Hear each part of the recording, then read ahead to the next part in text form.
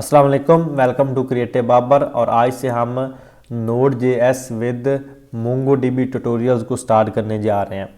Node.js with MySQL हमने पहले start किया, उसको हमें ऑलमोस्ट हमने कंप्लीट किया है। इसमें हम हमारे जो नेक्स्ट ट्यूटोरियल्स हैं वो रहते हैं प्रोजेक्ट बिल्डिंग वाले। बेसिक जो चीज़ें वो सारी उसमें हमने ऑलमोस्ट कवर अप कर ली हैं। एक आध में भी ट्यूटोरियल उसमें और ऐड हो। अब सेम जितने ट्यूटोरियल हमने विद MySQL के बनाए हैं, अब सेम उतने ट्यूटोरियल हम MongoDB के साथ बनाएंगे। मैंने आपको, अगर आपने MySQL वाली सीरीज़ देखी, उसमें मैंने आपको बताया था कि मेरी जो ज़्यादा एक्सपर्टीज़ हैं वो MySQL में है, क्योंकि मैंने पहले PHP की हुई है, तो PHP के साथ MySQL ज़्यादा यूज़ होती है। MongoDB जो है ये मैंने थोड़े यानी मंथ पहले स्टार्ट की थी इसमें लर्निंग। लेकिन हकीकत बताऊँ तो ये जो MongoDB है ना, ये बहुत ज़्यादा डाटा को मैनेज करने के इस्तेमाल होती है। मतलब ये आपका एक वर्थ है। और Node.js जो है वो MongoDB के साथ बहुत ज़्यादा यूज़ होता है। ऑलमोस्ट 80-90% तो यहाँ पे Node.js का नाम आता है, साथ में MongoDB का आता है। इसमें इतनी वर्थ है कि ये आप जितना मर्जी इसको डाटा जो है वो इसमें सेव कर ले। एक तो आप जो MySQL उसमें हमें टेबल क्रिएट करो, उसकी आईडी और उसकी जितनी भी हो रोज़ हैं वो यानी क्रिएट करे, उसको फिर उसको वैल्यू दे, वारचार एटसेट्रा। लेकिन इसमें ऐसी कोई चीज़ नहीं है। इसमें आपने डायरेक्टली जितनी आइटमें आपने इसमें इंस्टॉल करना चाहते हैं वो डायरेक्टली आपने इसमें सबमिट करवा देनी है। तो डेटाबेस के लिहाज से MySQL जो अपनी जगह पे बड़ी बेस्ट है, और जो MongoDB ये अपनी जगह पे बहुत बेस्ट है। लेकिन ज़्यादा डाटा को मैनेज करने के लिए MongoDB ये ज़्यादा बेस्ट है। और आपने अगर Node.js करना है तो इसके साथ आपको MongoDB लाजमी आना चाहिए, क्योंकि जो कंपनी भी डिमांड करती हैं तो वो MongoDB के साथ डिमांड करती हैं। और ये इतनी ज़्यादा मुश्किल नहीं है, ऑलमोस्ट MySQL की तरह ही है। थोड़ा बहुत इसमें डिफरेंस तो है, लेकिन ये उससे ज़्यादा आसान है। जितनी उसमें जो क्वेरीज़ हैं और इसमें जो क्वेरीज़ हैं लिटिल बिट डिफरेंट है। बाकी जो असल है ना प्रोजेक्ट की प्लानिंग वो तो सेम ही है ना। डाटा हमने इंसर्ट करना है, डिलीट करना है, अपडेट करना है। सेम चीज़ हम वो MySQL के साथ कर रहे थे, अब सेम वही चीज़ें हमने MongoDB के साथ करनी है। इन्वेंचुअली तो हम चार जो है ना ऑपरेशन ही परफॉर्म कर रहे होते हैं डेटाबेस के साथ। डेटाबेस में या हम डाटा को क्रिएट कर रहे होते हैं, या हम डाटा को एडिट कर रहे होते हैं, या हम डाटा को डिलीट कर रहे होते हैं, या हम डाटा को यानी अपडेट कर रहे होते हैं। जो आपके मेजर जो चार है ना CRUD ऑपरेशन, मतलब create, read, update and delete, ये आपका जो CRUD ऑपरेशन है, चार ऑपरेशन ये परफॉर्म करवा रहे होते हैं ऑलमोस्ट।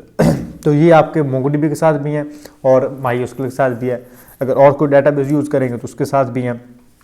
तो आज से हम MongoDB को स्टार्ट करने जा रहे हैं। MongoDB जो है इसको हम कंप्लीट इन डेप्थ करेंगे। पहले तो हम इसके बेसिक ट्यूटोरियल हम करेंगे, उसके बाद हम इसके साथ प्रोजेक्ट बिल्डिंग करेंगे, जिसमें आपके पास हर तरह की हम वेबसाइट जो है ना बनाने की कोशिश करेंगे।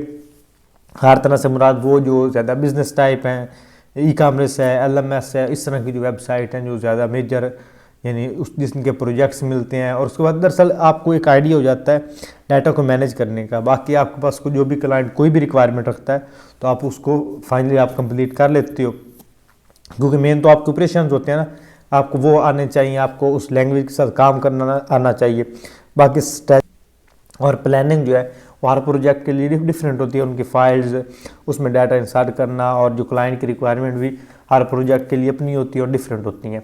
तो हम बगैर टाइम को ज़ाया किए हुए हम स्टार्ट करते हैं कि MongoDB को हम कैसे जो है इंस्टॉल करते हैं अपने विंडोज़ में। जी, तो MongoDB को इंस्टॉल करने के लिए आपको उनकी ऑफिशियल वेबसाइट पर आना पड़ेगा। इसका लिंक मैं आपको डिस्क्रिप्शन में दे दूँगा।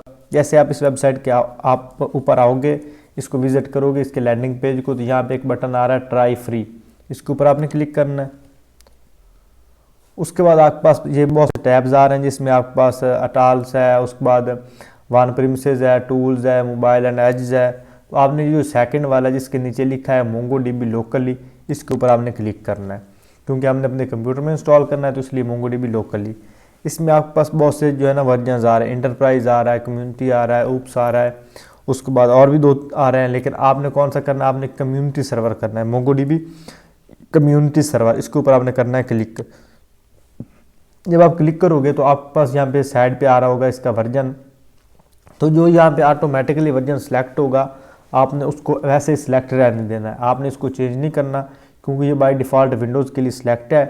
लेकिन अगर आपका ऑपरेटिंग सिस्टम और है, मतलब आपके पास मैक है या कोई और है, लाइनक्स है, तो आपने इसके ऊपर क्लिक करना है। तो आपके पास यहाँ पे बहुत से वर्जन आ रहे हैं। जो आपका ऑपरेटिंग सिस्टम होगा आपने वो सिलेक्ट कर लेना है। तो आप जो आप सिलेक्ट करोगे तो उस हिसाब से ये डाउनलोड होगा। तो हमारा चूँकि विंडोज़ है तो मैं यहाँ पे विंडोज़ को ही सिलेक्ट रहने दूँगा। उसके बाद और बाय डिफ़ॉल्ट आप जो ऑपरेटिंग सिस्टम यूज़ कर रहे होगा ना, ऑटोमेटिकली उसको सिलेक्ट भी कर लेगा। तो उसके बाद पैकेजेस का एक आ रहा है MSI और एक आ रहा है आपका बस जिप। MSI क्या है कि आपका डायरेक्ट सॉफ्टवेयर होता है, डायरेक्ट आपने डबल क्लिक करके इंस्टॉल कर लेना है। जो जिप है, जिप आपके पास एक जिप फाइल बनती है, उसको आप पहले एक्सट्रैक्ट करते हो, एक्सट्रैक्ट करने के बाद आप उसको इंस्टॉल करते हो। तो मैं इसको MSI ही रहने दूंगा, तो आपने भी MSI रहने देना है। उसके बाद आपने डाउनलोड बटन पे क्लिक कर देना है। जैसे आप डाउनलोड बटन पे क्लिक करोगे तो ऑटोमेटिकली इसकी डाउनलोडिंग स्टार्ट हो जाएगी। मैंने चूँकि ऑलरेडी डाउनलोड किया हुआ है तो इसको यहाँ से मैं करता हूँ पॉज और साथ में इसको मैं कर देता हूँ कैंसिल और अपने डाउनलोड वाले फोल्डर में आता हूँ। यहाँ पे ऑलरेडी मेरे पास ये जो है डाउनलोड हुआ पड़ा है, तो इसलिए मुझे अगेन डाउनलोड करने की ज़रूरत नहीं है। ऑलमोस्ट 278 MB का है ये। मेरे पास ऑलरेडी भी ये इंस्टॉल था, तो उसको मैंने पहले अनइंस्टॉल किया है और उसके बाद मैं इसको अब अगेन इंस्टॉल कर रहा हूँ ट्यूटोरियल के लिए। तो इसके ऊपर मैं डबल क्लिक करूँगा।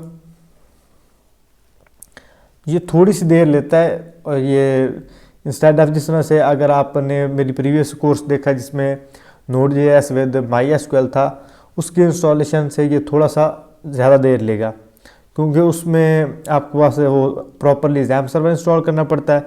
इसमें ये आपके पास MongoDB है, तो इसमें आप नेक्स्ट और उसके बाद एक्सेप्ट टर्म्स एग्रीमेंट, ये आपने जिस तरह नॉर्मल आप कोई भी सॉफ्टवेयर इंस्टॉल करते हो उसके बाद आपने इसको कंप्लीट इंस्टॉल करना है या कस्टम, तो आपने डायरेक्टली इसको कंप्लीट ही कर लेना है। क्योंकि अगर आप कस्टम करोगे फिर भी इसके कुछ पार्ट्स ऐसे रह जाएंगे जो हमें बाद में करना पड़ेंगे, तो आपने इसको कंप्लीट ही कर लेना है। उसके बाद ये आपके पास जो भी सिलेक्ट होगा तो आपने इसको नेक्स्ट कर देना है, इसको चेंज करने की ज़रूरत नहीं है। यहाँ पे आप आ रहा है install MongoDB as a service, मेरे को एज अ सर्विस हमें चाहिए। उसके बाद जो ऑटोमेटिकली ये इसका सिलेक्टेड है उसी को आपने सिलेक्टेड रहने देना है, इसको आपने कस्टम नहीं करना, तो इसलिए मैं इसको जो डिफ़ॉल्ट है वैसे रहने दूँगा। उसके बाद ये पाथ है, पाथ को भी चेंज करने की ज़रूरत नहीं है और सर्विस नेम को भी चेंज करने की ज़रूरत नहीं है, तो यहाँ पे इसको नेक्स्ट कर देंगे। अच्छा, नेक्स्ट से पहले ना आपके पास एक और भी ये एक चीज़ आ रही होगी कि आपके पास आप ये जो MongoDB का कंपास है वो आप इंस्टॉल करना चाहते हो कि नहीं। मैं इसको बैक करता हूँ, अगर बैक ये होता है तो ये मैं भी इसको क्लिक करेंगे डायरेक्टली इंस्टॉल हो जाए। लेकिन अगर आपके पास यहाँ पे आ रहा होगा कि MongoDB कंपास है, इसका होता है GUI, तो उसको आपने लाजमी चेक रहने देना है। आई थिंक मैंने वो डबल क्लिक कर लिया था इसलिए वो ये डायरेक्टली आ गया। मैं इसको एक दफ़ा अगेन कर लेता हूँ, यहाँ पे हम अगेन इसको कर लेते हैं, क्योंकि उसको आपने लाजमी सेलेक्ट करना है। अगर आप उसको सिलेक्ट नहीं करोगे तो फिर वो अगेन आपको इंस्टॉल करना पड़ेगा। नेक्स्ट और कंप्लीट, और मैं इसको एक ही दफ़ा करता हूँ नेक्स्ट। ये वाला ऑप्शन आपके पास मैंने पहले नहीं आपको दिखाया। यहाँ पे आपके पास आ रहा है इंस्टॉल MongoDB कंपास, तो इसको आपने चेक ही रहने देना है। MongoDB कंपास क्या है, ये आपका ग्राफिकल यूज़र इंटरफेस है। जो काम आपने करना है इसको इंस्टॉल करने के बाद CMD की मदद से कमांड प्रॉम्प्ट से वो आपको करने की ज़रूरत नहीं है। आप डायरेक्टली जिस तरह से आप XAMPP या WAMP यूज़ करते हो उसमें आप अपने यानी खुद ही डाटाबेस लिख के उसको क्रिएट कर सकते हो, कोई आपको यानी कमांड नहीं लिखनी पड़ती, तो ये काम आपका वो करेगा। यानी इसको आपने चेक ही रहने देना है। अगर आप इसको अनचेक भी करोगे ये बाद में भी आपको इंस्टॉल करना पड़ेगा, तो आपने ऑटोमेटिकली ही डायरेक्टली अभी से इसको इंस्टॉल कर लेना है। उसके बाद नेक्स्ट कर लेना है, उसके बाद फिर इसको आपने इंस्टॉल पे क्लिक कर देना है। अब यहाँ पे आपकी ठीक ठाक देर लेगा, तो आपने इसको बिल्कुल नहीं छेड़ना, आपने इसको इंस्टॉल होते रहने देना है आप। और यहाँ पे आपके पास एक और ऑप्शन आएगा यस का। मैं चूँकि रिकॉर्डिंग कर रहा हूँ तो ये जो विंडो है ये इसमें रिकॉर्ड नहीं होती, तो आपने यस के ऊपर क्लिक कर देना है। तो ये आपका थोड़ा सा यानी देर लेगा, बल्कि ज़्यादा देर लेगा। तो इसको मैं यहाँ पे क्लोज़ कर देता हूँ विंडो को और डायरेक्टली डेस्कटॉप हम ओपन कर देते हैं। यहाँ पे इसको हम ख़त्म कर देते हैं यहाँ पर। अब इसको हम होने देते हैं इंस्टॉल। ये अब जितनी भी देर लेगा तो तब तक मैं इसको कर लेता हूँ यहाँ पे पॉज।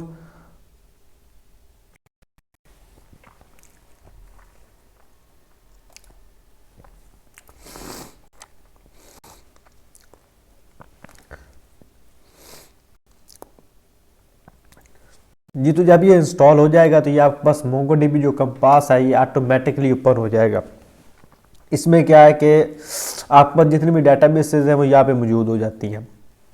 जो आप डेटाबेस क्रिएट करते हो या जो आप इसमें टेबल क्रिएट करते हो, तो आपने सिंपली यहाँ पे जो कॉन्टैक्ट है उसके ऊपर आपने क्लिक कर देना। यहाँ पे आपके पास कोई ना कोई एरर यानी शो करवाएगा, अगर ना करवा वैसे तो नहीं करवाएगा क्योंकि ऑटोमेटिकली ये साथ में कमांड भी स्टार्ट कर देगा, लेकिन मैं इसको आप जो सेकंड है वो भी आपको बताता हूँ कि आपने इसकी कस्टम कमांड किस तरह से क्रिएट करनी है। आपके पास ये तीन जो है ना डेटाबेसेस यहाँ पे आ रही होंगी, एक एडमिन आ रही होगी, एक कॉन्फ़िगरेशन आ रही होगी और एक लोकल आ रही होगी। बाकी ये जितनी भी डेटाबेसेस हैं ये मैंने जो प्रीवियस मेरे पास MongoDB कंपास था उसमें मैंने क्रिएट की थी, जिसमें आप ये क्रिएटिव बाबर है, क्रूड ऐप है और MyDB है, ये सारी मैंने प्रैक्टिस के लिए बनाई थी। वो सारी इसने वो वापस लेके आ गया क्योंकि मैंने इसको कम्प्लीटली नहीं ना अनइंस्टॉल किया था, बिल्कुल रिमूव नहीं किया था, बस अनइंस्टॉल किया था। तो लेकिन मेरी डेटाबेस जो थी इसने फिर भी वो गेट कर ली, ये आ गया। तो ये आपके पास अब यहाँ पे आप इसको चेक कर सकते हैं, अपनी जितनी भी डेटाबेस है उनको चेक कर सकते हो। इसको क्लिक करोगे तो आप इसके अंदर मौजूद जो टेबल्स हैं उनको चेक कर सकते हो। इसके ऊपर आप क्लिक करोगे इसके अंदर जो मौजूद आपका डाटा है आप उसको चेक कर सकते हो। जिस तरह से अगर आपने MySQL पहले की हुई है, किसी भी आपने प्रोग्रामिंग लैंग्वेज के साथ डेटाबेस यूज़ की हुई है तो आपको इसका नॉलेज होगा। नहीं हुआ तो कोई मसला नहीं, ये बस आपका वो डाटा है जो आप HTML फॉर्म के ज़रिए रिसीव करते हो या कोड के ज़रिए या यहाँ पे कस्टमरली आप डेटाबेस में इंसर्ट करते हो। तो उसके बाद ये आपके पास यहाँ पे इसको आपने यहाँ पे फिनिश कर देना है। अब आपके पास एक काम रह गया कि आपने C ड्राइव में आना है और यहाँ पे आपके पास आ रहा है, यहाँ पे एक प्रोग्राम फाइल 86 है, यहाँ पे नहीं, यहाँ आपके पास आ रहा है प्रोग्राम फाइल्स, इसके ऊपर आपने क्लिक करना है। यहाँ पे आपने सर्च करना है MongoDB, ये आ रहा है MongoDB, इसके ऊपर आपने क्लिक करना है। उसके बाद सर्वर और ये जो आपके पास इसका वर्जन और बिन वाला फोल्डर यहाँ पे आना है। आपकी जो फाइल रन होगी वो आपकी ये MongoDB होगी। तो आपने क्या करना है, इसको यहाँ से आपने कॉपी कर लेना है इसको, और ये जो ऊपर ये जो सर्च आ रहा है ना बिन तक, इसको आपने यहाँ से काट कर लें या कॉपी कर लें। उसके बाद यहाँ पे आए और यहाँ पे आपने लिखना इन्वायरमेंटल, यहाँ पे इन्वायरमेंट लिखेंगे तो आपके पास आ जाएगा। ये आपके पास आ रहा है edit the system environment variables, तो इसके ऊपर आपने क्लिक करना है। जब इसके ऊपर आप क्लिक करोगे आपने यहाँ पे एडवांस जो टैब है इसके ऊपर आपने क्लिक करना है और यहाँ पे आ रहा है इन्वायरमेंट वेरिएबल, ये लास्ट पे, इसके ऊपर आपने क्लिक करना है। उसके बाद यहाँ पे आपके पास बहुत से ये आ रहे होंगे वेरिएबल्स, आपने सबसे पहले पाथ के ऊपर सेलेक्ट करना है। जब पाथ वाला आपके पास ब्लू हो जाएगा उसके बाद आपने एडिट पे क्लिक करना है। तो यहाँ पे जो पाथ मौजूद है इसके ऊपर आपने ये जो एम्प्टी आपको नज़र आ रहे हैं ये कॉलम टाइप, इसके ऊपर आपने क्लिक करना है। डबल क्लिक करेंगे तो ये आपके पास पाथ बन जाएगा। इसमें वो URL आपने पेस्ट कर देना है। पेस्ट करने के बाद आपने जस्ट इसको ओके करना है और इसको आपने फिर ओके कर देना, बस आपका काम ख़त्म हो गया। इसको भी आपने ओके कर देना। उसके बाद आपने आना है यहाँ पे CMD में, CMD आप यहाँ पे लिखें और यहाँ पे आपने जस्ट आपने कमांड लिखनी है मोंगो और क्लिक कर देना। तो ये आपका सर्वर जो है वो स्टार्ट कर देगा। जब ये सर्वर आपका स्टार्ट कर देगा, अब इसको आपने चेक किस तरह से करना है, यहाँ पे आप लिखना है शो और यहाँ पे डेटाबेस चाहे पूरा लिख दें या DBS लिख दें और इंटर कर दें। जितनी भी आपके डेटाबेसेस होंगी यहाँ पे आपके पास शो हो जाएंगी। अगर आपके पास ये जो शो हो जाए तो इसका मतलब है आपके पास जो डेटाबेस है वो भी सही तरह से लग गई है, आपकी जो कमांड है वो सही तरह से एग्जीक्यूट हो रही है। यहाँ पे एडमिन कॉन्फ़िगरेशन लोकल जो मैंने आपको यहाँ पे चेक करवाई थी ये वाली, मैं इसको वापस आता हूँ यहाँ पे हम आते हैं वापस। यहाँ पे ये जितनी भी डेटाबेस थी वो सारी आपके पास यहाँ पे नज़र आ रही हैं ये वाली। पहले हम क्या करते थे कि ये जो CMD इसी की मदद से डेटाबेस क्रिएट करते थे, इसी की मदद से डाटा इंसर्ट करते थे। लेकिन MongoDB कंपास की मदद से आप क्या कर सकते हो, ग्राफिकल यूज़र इंटरफेस है, यहाँ से आप डेटाबेस क्रिएट कर सकते हो। यहीं से आप इसमें कलेक्शन मतलब टेबल क्रिएट कर सकते हो और इनके अंदर डाटा जो है इंसर्ट कर सकते हो।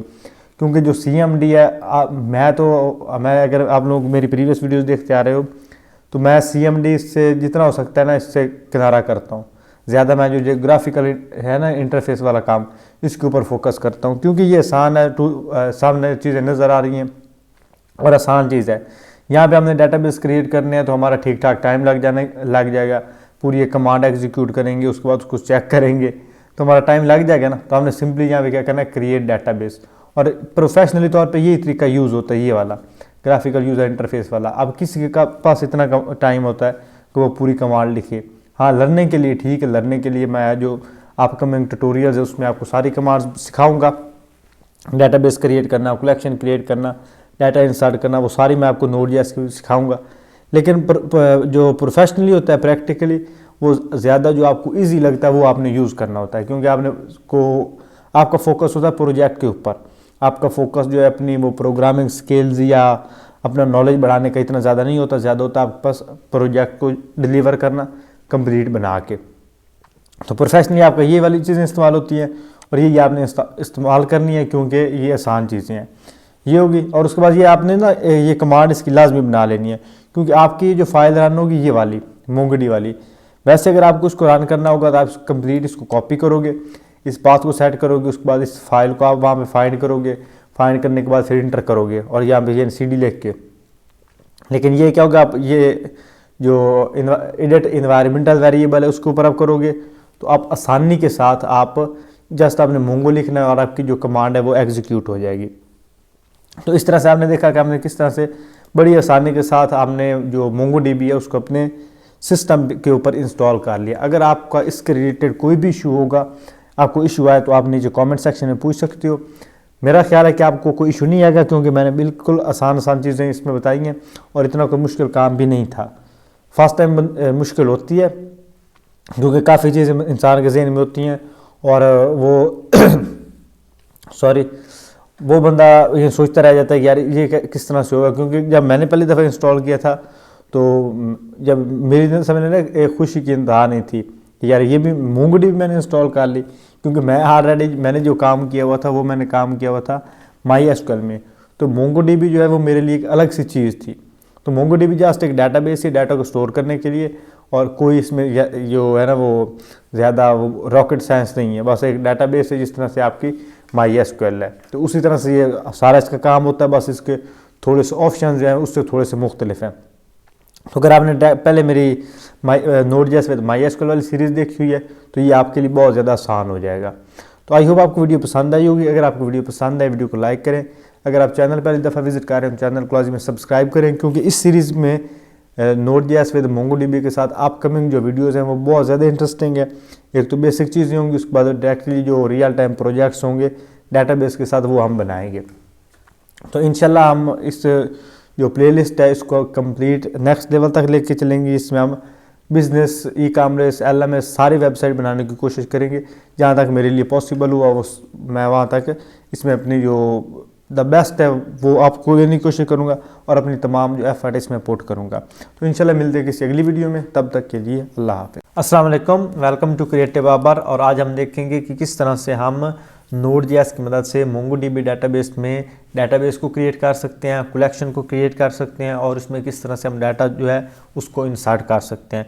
इससे पहले आपने जो प्रीवियस वीडियोज़ है वो लाजमी देखनी है। जो इससे पहले इस प्लेलिस्ट में पहली वीडियो है वो आपने लाजमी देखनी है, जिसमें मैंने आपको जो MongoDB है वो इंस्टॉल करना सिखाया था। और इससे पहले आपने Node.js वाला जो कोर्स है उससे भी आपने कंप्लीट कर लेना है, जिसका लिंक आपको नीचे डिस्क्रिप्शन में मिल रहा होगा। और एक्सप्रेस का भी 48 मिनट की वीडियो वो भी आप देख लें, उससे भी आपको एक अच्छा कंसेप्ट मिल जाएगा। क्योंकि एक्सप्रेस जो Node.js और एक्सप्रेस इन्होंने साथ साथ चलना है, क्योंकि ये इसका फ्रेमवर्क है और इससे यूज़ जब हम करते हैं तो Node.js का कोड जो है बहुत ज़्यादा शॉर्ट हो जाता है। तो ये दो वीडियोस आपने पहले देख लेनी है और ये प्रीवियस एक वीडियो वो आपने लाजमी देखनी है, ताकि आप एक सीक्वेंस के साथ कोर्स को लेके चल रहे हो। तो ये अब हम जो प्रोजेक्ट है बिल्कुल हम स्क्रैच से स्टार्ट करेंगे। तो सबसे पहले मैंने CMD ओपन किया और इसमें मैं लिखूँगा Mongo। ये मैंने प्रीवियस वीडियो में आपको बताया था कि Mongo हमने किस तरह से लेकर आना है, किस तरह से हमने एक शॉर्टकट बनाना है। Mongo हम लिखेंगे तो हमारे पास MongoDB जो सर्वर है वो स्टार्ट हो जाएगा। जैसे ये स्टार्ट होगा साथ ही हमने MongoDB कंपास जो है उसको स्टार्ट कर लेना। जब MongoDB कंपास पे स्टार्ट हो गया यानी इसको भी हमने ओपन कर लेना है। उसके बाद हम यहाँ पे एक कंट्रोल और चाहे बैकटिक्स प्रेस कर लो या चाहे यहाँ से टर्मिनल ओपन कर लो। तो मैं यहाँ पे कंट्रोल और बैकटिक्स लिखता हूँ और यहाँ पे आ रहा है बैश। अब ये जो यहाँ पे आ रहा है बैश, आप यहाँ पे आ रहा होगा, यहाँ पे आपका कमांड प्रॉम्प्ट भी आ सकता है, जावास्क्रिप्ट डिबगर भी आ सकता है, पावरशेल भी आ सकता है। आप इनमें से कोई भी यूज़ कर सकते हैं, लेकिन मैं आपको रिकमेंड करूँगा कि आप गिट बैश जो है वो इंस्टॉल कर लें। एक सॉफ्टवेयर है, आपने जस्ट गूगल पे जाकर लिखना है डाउनलोड गिट बैश। जब डाउनलोड होगा उसको आपने इंस्टॉल कर लेना है। इंस्टॉल करने के बाद आपके पास कुछ इस तरह का ऑप्शन आ जाएगा। जब भी आप राइट क्लिक करोगे आपके पास नीचे यहाँ पे आ रहा होगा गेट UI हेयर और गेट बैश हेयर। तो ये जो गिट बैश है ये क्या करता है कि हमारा जो यूआरएल है, जो भी आप हमारे फोल्डर स्ट्रक्चर का यूआरएल बांध रहा है, जहाँ पे भी हमने फाइल को ओपन की हुई है, उसका सीएमडी पाथ जो है वो डिफाइन कर देता है। वैसे तो हमें वो सीएमडी में जाके सीडी और वो फोल्डर पार्टीशन, उसके बाद फोल्डर और फोल्डर वहाँ तक जाना पड़ता है। लेकिन इसकी वजह से क्या होता है, आप जिस भी फोल्डर के अंदर हो आप राइट क्लिक करते हो तो आपके पास वो उसका पाथ बन जाता है सीएमडी में। तो ये एक बहुत ही बेस्ट चीज़ है। तो मैं यहाँ पे जो है गिट बैश को यूज़ कर रहा हूँ, यहाँ पे आ रहा है गिट बैश। तो और प्रॉपर ये मुझे दे रहा है वो यूआरएल कहाँ पे मेरा कंप्यूटर है, उसके बाद एफ ड्राइव में जावास्क्रिप्ट कोर्स, और उसके बाद ये वाला जो फोल्डर है इसके अंदर मैं मौजूद हूँ। आप जो भी कमांड लिखूँगा इसके अंदर वर्क करेगी। तो ये आप निकाल लेना, इससे हमारा जो कोड है वो और ज़्यादा शार्ट हो जाता है। तो यहाँ पे भी मैं इसको यहीं पर रोकता हूँ, यहीं MongoDB कंपास को। अब इसमें सबसे पहले आपने लिखना है npm NINIT, इसका मतलब क्या है, इनिशियलाइजेशन। npm इनिशियलाइजेशन, इससे हम अपने प्रोजेक्ट को इनिशियलाइज करते हैं। तो सबसे पहले पैकेज नेम आप कोई भी दे सकते हो, मैं इसको कर देता हूँ नोड मोंगो कोर्स। आप कोई भी यहाँ पे इसका नाम रख सकते हो। उसके बाद इसका अच्छा इसमें हम वो स्पेस नहीं दे सकते, तो मैं इसमें यहाँ स्पेस के बाद लिखूँगा नोड मोंगो कोर्स। उसके बाद वर्जन इसका नॉर्मल डिस्क्रिप्शन भी नहीं, एंट्री पॉइंट इंडेक्स जैसे आपने रहने देना है, क्योंकि नॉर्मल जो पिक करता है ना ब्राउज़र या क्रॉलर, वो इंडेक्स फाइल को करते हैं, तो वो रेस्ट कमांड भी इसकी हमने लेनी, गेट रिप्रेजेंटेटिव वो भी हमने ले देनी, कीवर्ड भी, और आथर हम दे सकते हैं। आथर मैं इसका दे देता हूँ बाबर अली, ना भी दे कोई मसला नहीं है। और लाइसेंस पे भी ऐसे। और उसके बाद इज़ दैट ओके, यस या जस्ट चाहे वाई लिख दो या प्रॉपर यस लिख दो, मैं यस लिखूँगा और ओके। और ये हमारे पास एक पैकेज.json जो है वो फाइल हमारे पास बन गई। जो हमने डिटेल वहाँ पे लिखी थी वो हमारी यहाँ पे मौजूद होंगी। अब इसमें हमने अगर कोई भी चेंजिंग करनी है, कोई भी कमांड ऐड करनी है, कोई भी इसका जो मेन इंडेक्स है वो चेंज करना है, ऑथर नेम चेंज करना है, इसके जो प्रोजेक्ट नेम है वो चेंज करना, हम यहाँ से कर सकते हैं। ये हो गया। अब उसके बाद हमने क्या करना है, कुछ पैकेजेस हमने इंस्टॉल करनी है। एक तो हमने इसमें एक्सप्रेस को इंस्टॉल करना है, उसके बाद नोडमोन को इंस्टॉल करना है, और उसके बाद हमने इसमें करना है MongoDB। और ये तीनों क्या है, जब तक ये इंस्टॉल होंगे तब मैं इसके आपको वो इन्फॉर्मेशन दूंगा। अब मैं इनको इंस्टॉल कर लेता हूँ। तो सबसे पहले मैं यहाँ पे लिखूँगा npm i और एक्सप्रेस। आप पूरा इंस्टॉल भी लिख सकते हो, लेकिन मैं जस्ट आई लिखता हूँ एक्सप्रेस। अब ये थोड़ी देर में ये इंस्टॉल होने लग जाएगा। इसके वजह से हमारे पास एक Node.js का प्रॉपर फोल्डर भी बनेगा, जिसमें हमारे पास एक प्रॉपर फोल्डर स्ट्रक्चर होगा। जितनी भी इसमें कमांड्स होंगी वो सारी इसके अंदर आ जाएंगी। बाकी पैकेज जो भी हम इंस्टॉल करेंगे उसकी फाइल उसी फोल्डर के अंदर बनती जाएंगी। अब एक्सप्रेस क्या है, ये हमारे पास एक फ्रेमवर्क है ये Node.js का, जिसके वजह से हमारा जो कोड है वो शॉर्ट हो जाता है। ये देखा हमारे पास पैकेज.json ये वाली फाइल भी बन गई। उसके बाद नोड मॉड्यूल जो है ये वाला भी हमारे पास बन गया। अब इसमें ऑलमोस्ट सारे आ गए जितनी भी Node.js में फंक्शनैलिटीज़ होती हैं बाय डिफ़ॉल्ट। बाकी जितनी भी होंगी वो हम जो भी पैकेज इंस्टॉल करेंगे उसके साथ आ जाएंगी। और यहाँ पे भी आपने चेक कर लेना है, पैकेज.json के अंदर आप चेक करोगे तो आपके पास यहाँ पे ये एक्सप्रेस आ गया। अब एक्सप्रेस के बाद हमने एक और इसमें इंस्टॉल करना है, वो हमने करना है इसमें MongoDB npm और i MongoDB MON और GeoMongo, उसके बाद DB और इंटर कर देना। ये थोड़ी सी देर लेगा, ये MongoDB हमारे पास इंस्टॉल हो जाएगा। MongoDB क्या है, ये हमारे पास जो हमने ये कंपास किया हुआ है MongoDB हमने इंस्टॉल की थी प्रीवियस वीडियो में, उसको और Node.js को अब कनेक्ट करने के लिए हम इसमें एक npm पैक को यूज़ करेंगे MongoDB, क्योंकि अब सर्वर में तो वो इंस्टॉल है, हमारे जो लोकल पीसी उसमें तो इंस्टॉल है, लेकिन कोई ना कोई कनेक्शन तो बनाना है इन फाइल्स का वहाँ पे, तो उसके लिए ये हमारे पास पैकेज जो है वो काम करेगा। अब इस पैकेज.json में दोबारा हो गया तो ये हमारे पास आ गया, एक्सप्रेस भी आ गया, MongoDB भी आ गया। उसके बाद हमारे पास एक और है npm और i, इसको हम कहते हैं नोडमोन।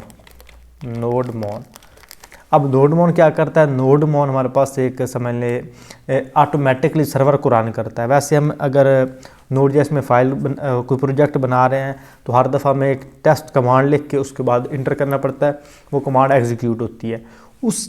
उससे बचने के लिए हम इस नोडमोन को इंस्टॉल करते हैं। जैसे हम सेव करते हैं तो हमारी कमांड जो ऑटोमेटिकली रन हो जाती है, जिस तरह से हमारे पास लाइव सर्वर वर्क करता है, तो ये हमारे पास लाइव टर्मिनल बन जाता है। यहाँ सेव करेंगे तो हमारे पास जो भी कमांड लिखी होगी, जो भी कोड लिखा होगा, वो हमारे पास एग्जीक्यूट होने लग जाएगा। ये हमारा जो टाइम है वो ऑलमोस्ट 50% टाइम हमारा बच जाता है, 50%। नोडमोन की मदद से। अगर आप इसको नहीं करोगे तो हर दफ़ा आपको कमांड लिखनी पड़ेगी। तो ये हमारा जो पैकेज है आपका नोडमोन, ये आपका नेसेसरी है, आपका हर प्रोजेक्ट में इसको यूज़ करोगे, क्योंकि इसके बगैर आप अपना टाइम बहुत ज़्यादा वेस्ट करोगे। अब ये हो गया। अब इसमें हम एक कमांड हम देंगे और सबसे पहले हम यहाँ पे एक फ़ाइल बनाएंगे। अब जितनी भी फाइल्स बनी हुई हैं, ये नोड मॉड्यूल्स है, पैकेट डॉट लॉग जेसन है, पैकेट डॉट जेसन है, ये सारे जो है डिफ़ॉल्ट प्रोजेक्ट की हैं। हमने क्या करना है, इसमें अपनी फ़ाइल क्रिएट करनी है। तो यहाँ पे मैं प्लस पे क्लिक करूँगा और यहाँ पे फ़ाइल का नाम दूंगा ऐप डॉट जे एस। आप कोई भी नाम रख सकते हो, लेकिन मैं इसको नाम रख रहा हूँ ऐप डॉट जे एस। और उसके जो हमारे पास पैकेट डॉट जेसन है, इसके अंदर हम एक कमांड लिखेंगे। तो यहाँ पे हमारे पास जहाँ पे स्क्रिप्ट लिखा हो, चाहे टेस्ट के नीचे लिख लो या टेस्ट के ऊपर लिख लो, जहाँ पे आप मर्जी लिखना चाहो यहाँ पे लिख सकते हो। तो मैं इसके नीचे लिखूँगा, यहाँ पे मैं कॉमा डालूँगा और उसके बाद यहाँ पे मैं लिखूँगा कमांड के क्या आप नाम देना चाहते हो। मैं इसका नाम दे देता हूँ वेब। आप सी भी अपना नाम जो भी देना चाहो इस प्रोजेक्ट को रन करने के लिए आप कोई भी दे सकते हो। मैं इसमें वेब लिखूँगा और इसके अंदर कौन सी कमांड हो, इसके अंदर कमांड होगी हमारे पास नोडमोन जो हमने अभी पैकेज इंस्टॉल किया वो, और उसके बाद हमारी जो मेन फाइल है ना वो ऐप डॉट जे एस आपकी मेन है, script dot J S main है, index dot J S main है। जो भी आपकी मेन फाइल होगी वो आपने देनी है, जो इस कमांड को एग्जीक्यूट करने के बाद पहले ही आपकी फ़ाइल रन करेगी। तो मैं इसको दूंगा ऐप डॉट जे एस, इसको दिया और इसको कर देंगे सेव। और यहाँ पे आप इस कमांड को चेक करने के लिए आप यहाँ पे लिखोगे npm और रन। अब जो आपने यहाँ पे नाम लिखा है, यहाँ पे आपने लिखा है वेब, तो यहाँ पे आप लिखोगे npm रन वेब, तो आपकी कमांड जो है वो रन हो जाएगी। अब आपने यहाँ पे चेक कर लेना, ये देखो नोडमोन ऐप डॉट जे एस, इसका मतलब फाइल हमारे पास प्रॉपर तरीके से रन कर रही है। अब इसको यहाँ पे डिलीट कर दो। अब हम यहाँ पे आते हैं, जैसे आप कंट्रोल एस करोगे तो आपका ये देखो अगेन फाइल को रन करने लग गया, ऑटोमेटिकली आपका जो टर्मिनल है वो काम करने लग गया। तो सबसे पहले आप यहाँ पे हम कांस्टेंट एक लेंगे, चाहे वेरिएबल ले लो, इसके अंदर हम एक्सप्रेस लिखेंगे, क्योंकि सबसे पहले हम एक्सप्रेस को जो है वो इंक्लूड करेंगे। इस जो कमांड मैंने आपको रन कराने सिखानी है उसके लिए एक्सप्रेस की ज़रूरत नहीं है, वो सिंपली मोंगोडीबी से भी काम चल जाएगा। लेकिन मैं आपको साथ में एक्सप्रेस का यूज़ भी बता रहा हूँ, ताकि आप इन ब्राउज़र अगर कोई फंक्शनैलिटी परफॉर्म करवाना चाहते हैं वो भी आप करवा लें। तो यहाँ पे इसको मैं लिखूँगा रिक्वायर, कि हमने कौन से रिक्वायर करने हैं। तो हमारे पास है एक्सप्रेस, तो ये नीचे एक्सप्रेस आ रहा, ये कर लिया। उसके बाद हम यहाँ पे एक और कांस्टेंट लेंगे, इसको हम नाम देंगे मोंगो क्लाइंट, और यहाँ पे हम रिक्वायर और मोंगोडीबी को रिक्वायर कर लिया। उसके बाद डॉट मोंगो क्लाइंट ये हमारे पास ये हमने कमांड दे दी। और यहाँ पे हम कांस्टेंट लेंगे, इसको हम नाम देंगे ऐप, आप कोई भी नाम रख सकते हो। इसके अंदर हम एक्सप्रेस को इंक्लूड कर लेंगे। अब एक्सप्रेस जो हमारे पास वो ऐप के अंदर जो है वो स्टोर हो गया। अब जो भी हमने अगर कमांड एग्जीक्यूट करवानी है एक्सप्रेस की मदद से, हम ऐप को कॉल करके करेंगे। मिसाल के तौर पर हम एक लाइव सर्वर बनाना है, तो यहाँ पे लिखूँगा ऐप डॉट लिसन, और किस पोर्ट के ऊपर आप जो भी अब यहाँ पोर्ट दे दो, मैं इसको दे देता हूँ 80, क्योंकि मैं नोड.js के लिए ज़्यादा 80 देता हूँ। आप 3000 भी दे सकते हो। जो भी आप यहाँ पे नंबर लिखोगे 4 डिजिट्स का, उसको आप रन करवाना। अगर वो रन हो रही है तो आप उसके ऊपर काम कर सकते हो। तो मैं अमूमन 80 रखता हूँ नोड.js के लिए। इसको मैं सेव करूँगा और अब यहाँ पे मैं कोई चीज़ ब्राउज़र में प्रिंट करवाता हूँ, ऐप डॉट, उसके बाद मैं लिखूँगा गेट, और यहाँ पे फाइल कौन सी हमारे पास इंडेक्स नॉर्मली जो भी फर्स्ट पेज होगा। उसके बाद इसमें फंक्शन, तो फंक्शन सब पहले होगा रिक्वेस्ट, इसका पैरामीटर, और उसके बाद होगा हमारे पास रिस्पॉन्स। और यहाँ पे तो यहाँ पे मैं रिस्पॉन्स डॉट सेंड और सेंड में लिख देता हूँ हेलो वर्ल्ड। इसको सेव किया और ब्राउज़र में हम लिखेंगे लोकल होस्ट और 80 ये हमारे पास आ गया हेलो वर्ल्ड। इसका मतलब हमारे पास जो एक्सप्रेस JS है वो प्रॉपर काम कर रही है। ये हो गया। अब हम इसको छोड़ते हैं, अब हम आते हैं एक्चुअल जो हमारे पास डेटाबेस क्रिएशन उसकी तरफ। तो इसको मैं यहाँ पे थोड़ा सा नीचे कर लेता हूँ और यहाँ पे अब इस कमांड को नीचे चाहे लिखा रहने दो, ऊपर लिखा रहने दो, इसको कमेंट करना चाहो सारा कुछ आप कर सकते हो, इसका इतना ज़्यादा इशू नहीं है। तो सबसे पहले हम एक लेंगे URL, एक हम कांस्टेंट लेंगे, चाहे वेरिएबल ले लो, उसको आप नाम देंगे URL। अब URL के अंदर आपने एक URL को स्टोर करना है। अब URL आप क्या स्टोर करोगे, मिसाल के तौर पे बल्कि मैं प्रॉपर ये हमारे पास एक ये वाला है। अब यहाँ पे हम कोई भी URL देंगे, तो आपने क्या करना है, यहाँ इस किसी भी यहाँ पे नीचे जो आप साइड पे लोकल होस्ट नज़र आ रहे हैं, किसी के ऊपर आपने क्लिक करना है। जब आप क्लिक करोगे इसके अंदर आपके पास ये एक URL बांध रहा है, तो आपने क्या करना है, इसको यहाँ से सिलेक्ट करते जाना है और ये आपने 27017 यहाँ तक आपने कॉपी कर लेना है। Ctrl+C से राइट क्लिक से कॉपी नहीं होगा। उसके करने के बाद आपने आ जाना अपने इसमें जो आपकी जो है ना कांस्टेंट URL, इसके अंदर पेस्ट करना है। अब इसके आगे आपने देना अपनी डेटाबेस का नाम। अगर तो आपकी डेटाबेस सेम उसी नाम से मौजूद होगी तो वो उसको क्रिएट नहीं करेगा, मतलब वो समय आपको बता देगा कि क्रिएटेड है। लेकिन अगर आपकी पहले से डेटाबेस मौजूद नहीं होगी तो इसी नेम से वो एक न्यू डेटाबेस को क्रिएट कर देगा। अब यहाँ पे मैं इसको एक नाम दे देता हूँ, मैं यहाँ पे लिख देता हूँ इसको क्रिएटिव, बल्कि हम इस प्रोजेक्ट का नाम ही दे देते हैं कि MongoDB जी Node.js MongoDB, नोड MongoDB। अब ये मैं प्रॉपर दे रहा हूँ क्योंकि मेरे पास बहुत सी पहले भी डेटाबेस मौजूद है जो मैं प्रैक्टिस के लिए यूज़ कर रहा था। अब मैं इसको एक यूनिक सा नाम दे रहा हूँ, नोड MongoDB। अब आपने ये नाम जो है ज़हन में रखना है। अब इसके बाद हम एक यहाँ पे प्रॉपर फंक्शन को करेंगे, MongoDB Mongo client dot connect. अब कनेक्ट करेगा सबसे पहले URL और उसके बाद हम इसमें पहला पैरामीटर होगा इसका URL जो हमने यहाँ पे इस कॉन्स्टेंट के अंदर दिया है। आप डायरेक्टली यहाँ पे ये एड्रेस भी लिख सकते हो, लेकिन मैं इसको एक वेरिएबल में स्टोर करके लिख रहा हूँ क्योंकि जो एक प्रोफेशनल वे है। अब इसके अंदर मैं एरो फंक्शन यूज़ कर रहा हूँ। तो सबसे पहले इसका जो हमारे पास पैरामीटर होगा वो होगा एरर, दूसरा हमारे पास होगा DB। आप कोई भी नाम रख सकते हो, लेकिन मैं इसको नाम रखूँगा DB। और इसके अंदर सबसे पहले हम एरर को चेक करेंगे। इफ़ एरर, अगर हमारे पास एरर आता है तो थोरो कर दो एरर, तब हमें एरर जो है वो शो भी कर दो। लेकिन अगर एरर हमारे पास नहीं आता तो एक हमारे पास बल्कि लॉग हमें कर दो database has created, database has been created और इसको मैं करूँगा सेव। अच्छा, ये आपने ज़हन में रखना है कि जब आप पहले डेटाबेस क्रिएट कर रहे होगे तब आप डेटाबेस क्रिएट करोगे, उसके बाद कलेक्शन क्रिएट करोगे, डाटा को इंसर्ट करोगे, उसके बाद आपके पास डेटाबेस जो है ना वो शो होगी। लेकिन मेरे ऑलरेडी मैंने क्रिएट की हुई है तो मेरे पास उसी वक्त भी आ सकती है, देर भी लगा सकती है, क्योंकि मैंने जो पहले डेटाबेस क्रिएट की थी उन्होंने जब डाटा इंसर्ट किया था उसके बाद मुझे शो हुई थी। जो इस लेक्चर की तैयारी से पहले मैंने जो वर्क किया था उसमें वो ऑटोमेटिकली शो हो गई थी। तो मैं आपको एक एक्चुअल फैक्ट बता रहा हूँ जो मेरे साथ कर हुआ है। इसको मैं यहाँ पे सेव कर रहा हूँ। तो यहाँ पे आपने कमांड चेक करनी है। यहाँ पे हमारे पास कमांड है कि डेटाबेस हैज़ बीन क्रिएटेड। तो यहाँ पे मैं इसमें यहाँ पे चेक कर सकता हूँ। यहाँ पे इसमें लिखूँगा शो DBS इंटर। तो यहाँ पे आपने चेक करना है ब्रांड न्यू वेब, तुम्हारी कौन सी है डेटाबेस का नाम, हमारे पास है नोड MongoDB। तो हमारे पास अभी जो है ना नोड MongoDB जो है वो यहाँ पे नहीं आ रही। तो अगर मैं इसके अंदर कनेक्ट करूँ, क्योंकि वो उस कलेक्शन क्रिएट करेंगे, डाटा इंसर्ट करेंगे, उसके बाद हमारे पास शो होगी। लेकिन अगर आप यहाँ पे मोंगो कपास जो MongoDB कंपास है इसके ज़रिए क्रिएट करोगे तो आपके पास उस वक्त शो हो जाएंगी। तो अब यहाँ पे हमारे पास वो डाटाबेस नहीं आ रही जो हमने अभी क्रिएट की थी।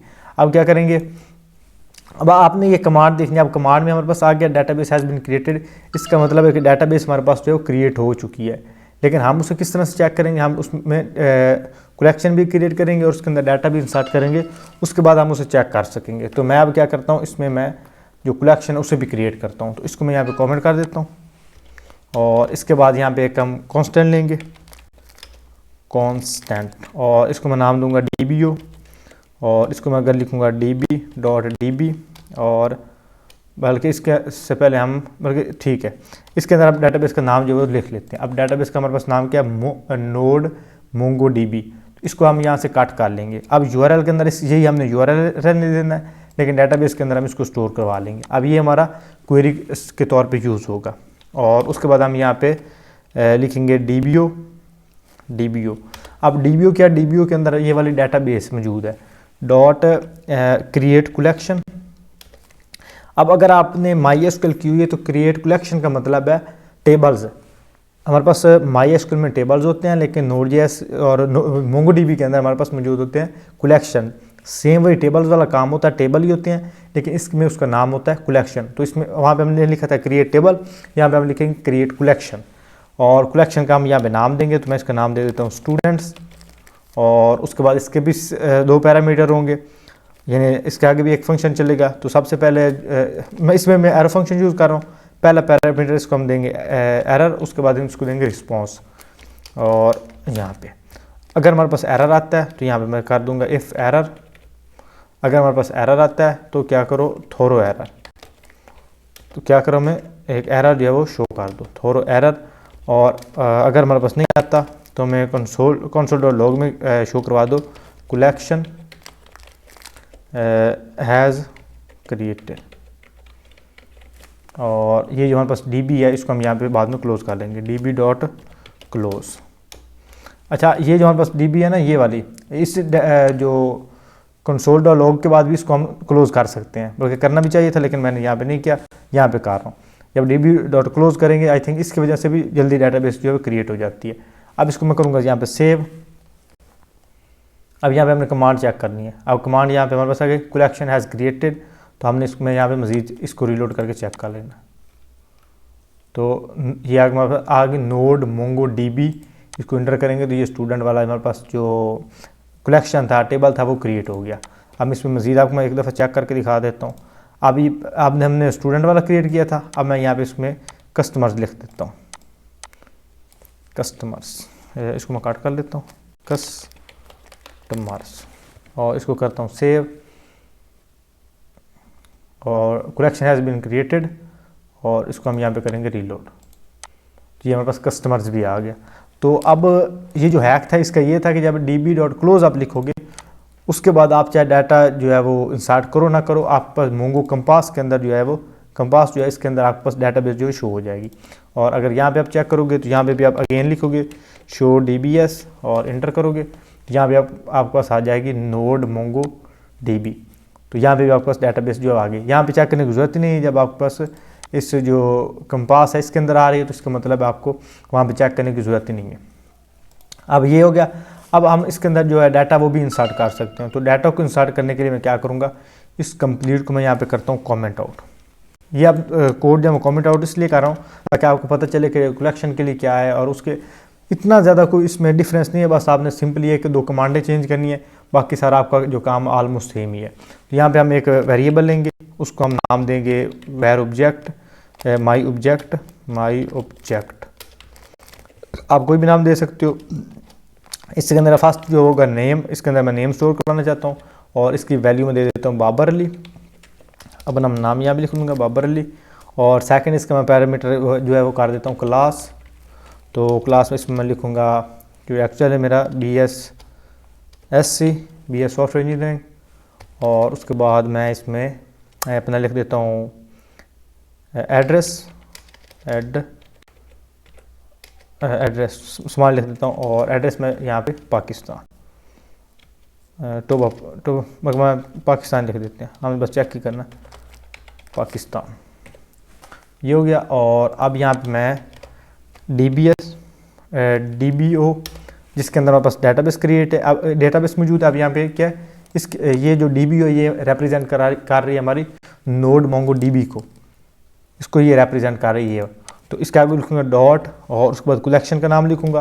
कलेक्शन मतलब टेबल का नाम। अब कौन से टेबल के अंदर हमें डाटा जो है वो स्टोर करवाना है, अगर हमने जो है वो ये स्टूडेंट वाले में चाहे करवाना है या कस्टमर वाले में करवाना है, जिसमें मर्जी हम करवाना चाहे उसके अंदर करवा सकते हैं। तो मैं क्या करता हूँ, मैं स्टूडेंट्स वाले के अंदर करवाता हूँ। तो यहाँ पर स्टूडेंट वाले को मैं यहाँ से कॉपी कर लेता हूँ और यहाँ पेस्ट कर लूँगा db.collection स्टूडेंट, और इसमें हम लिखेंगे insert 1।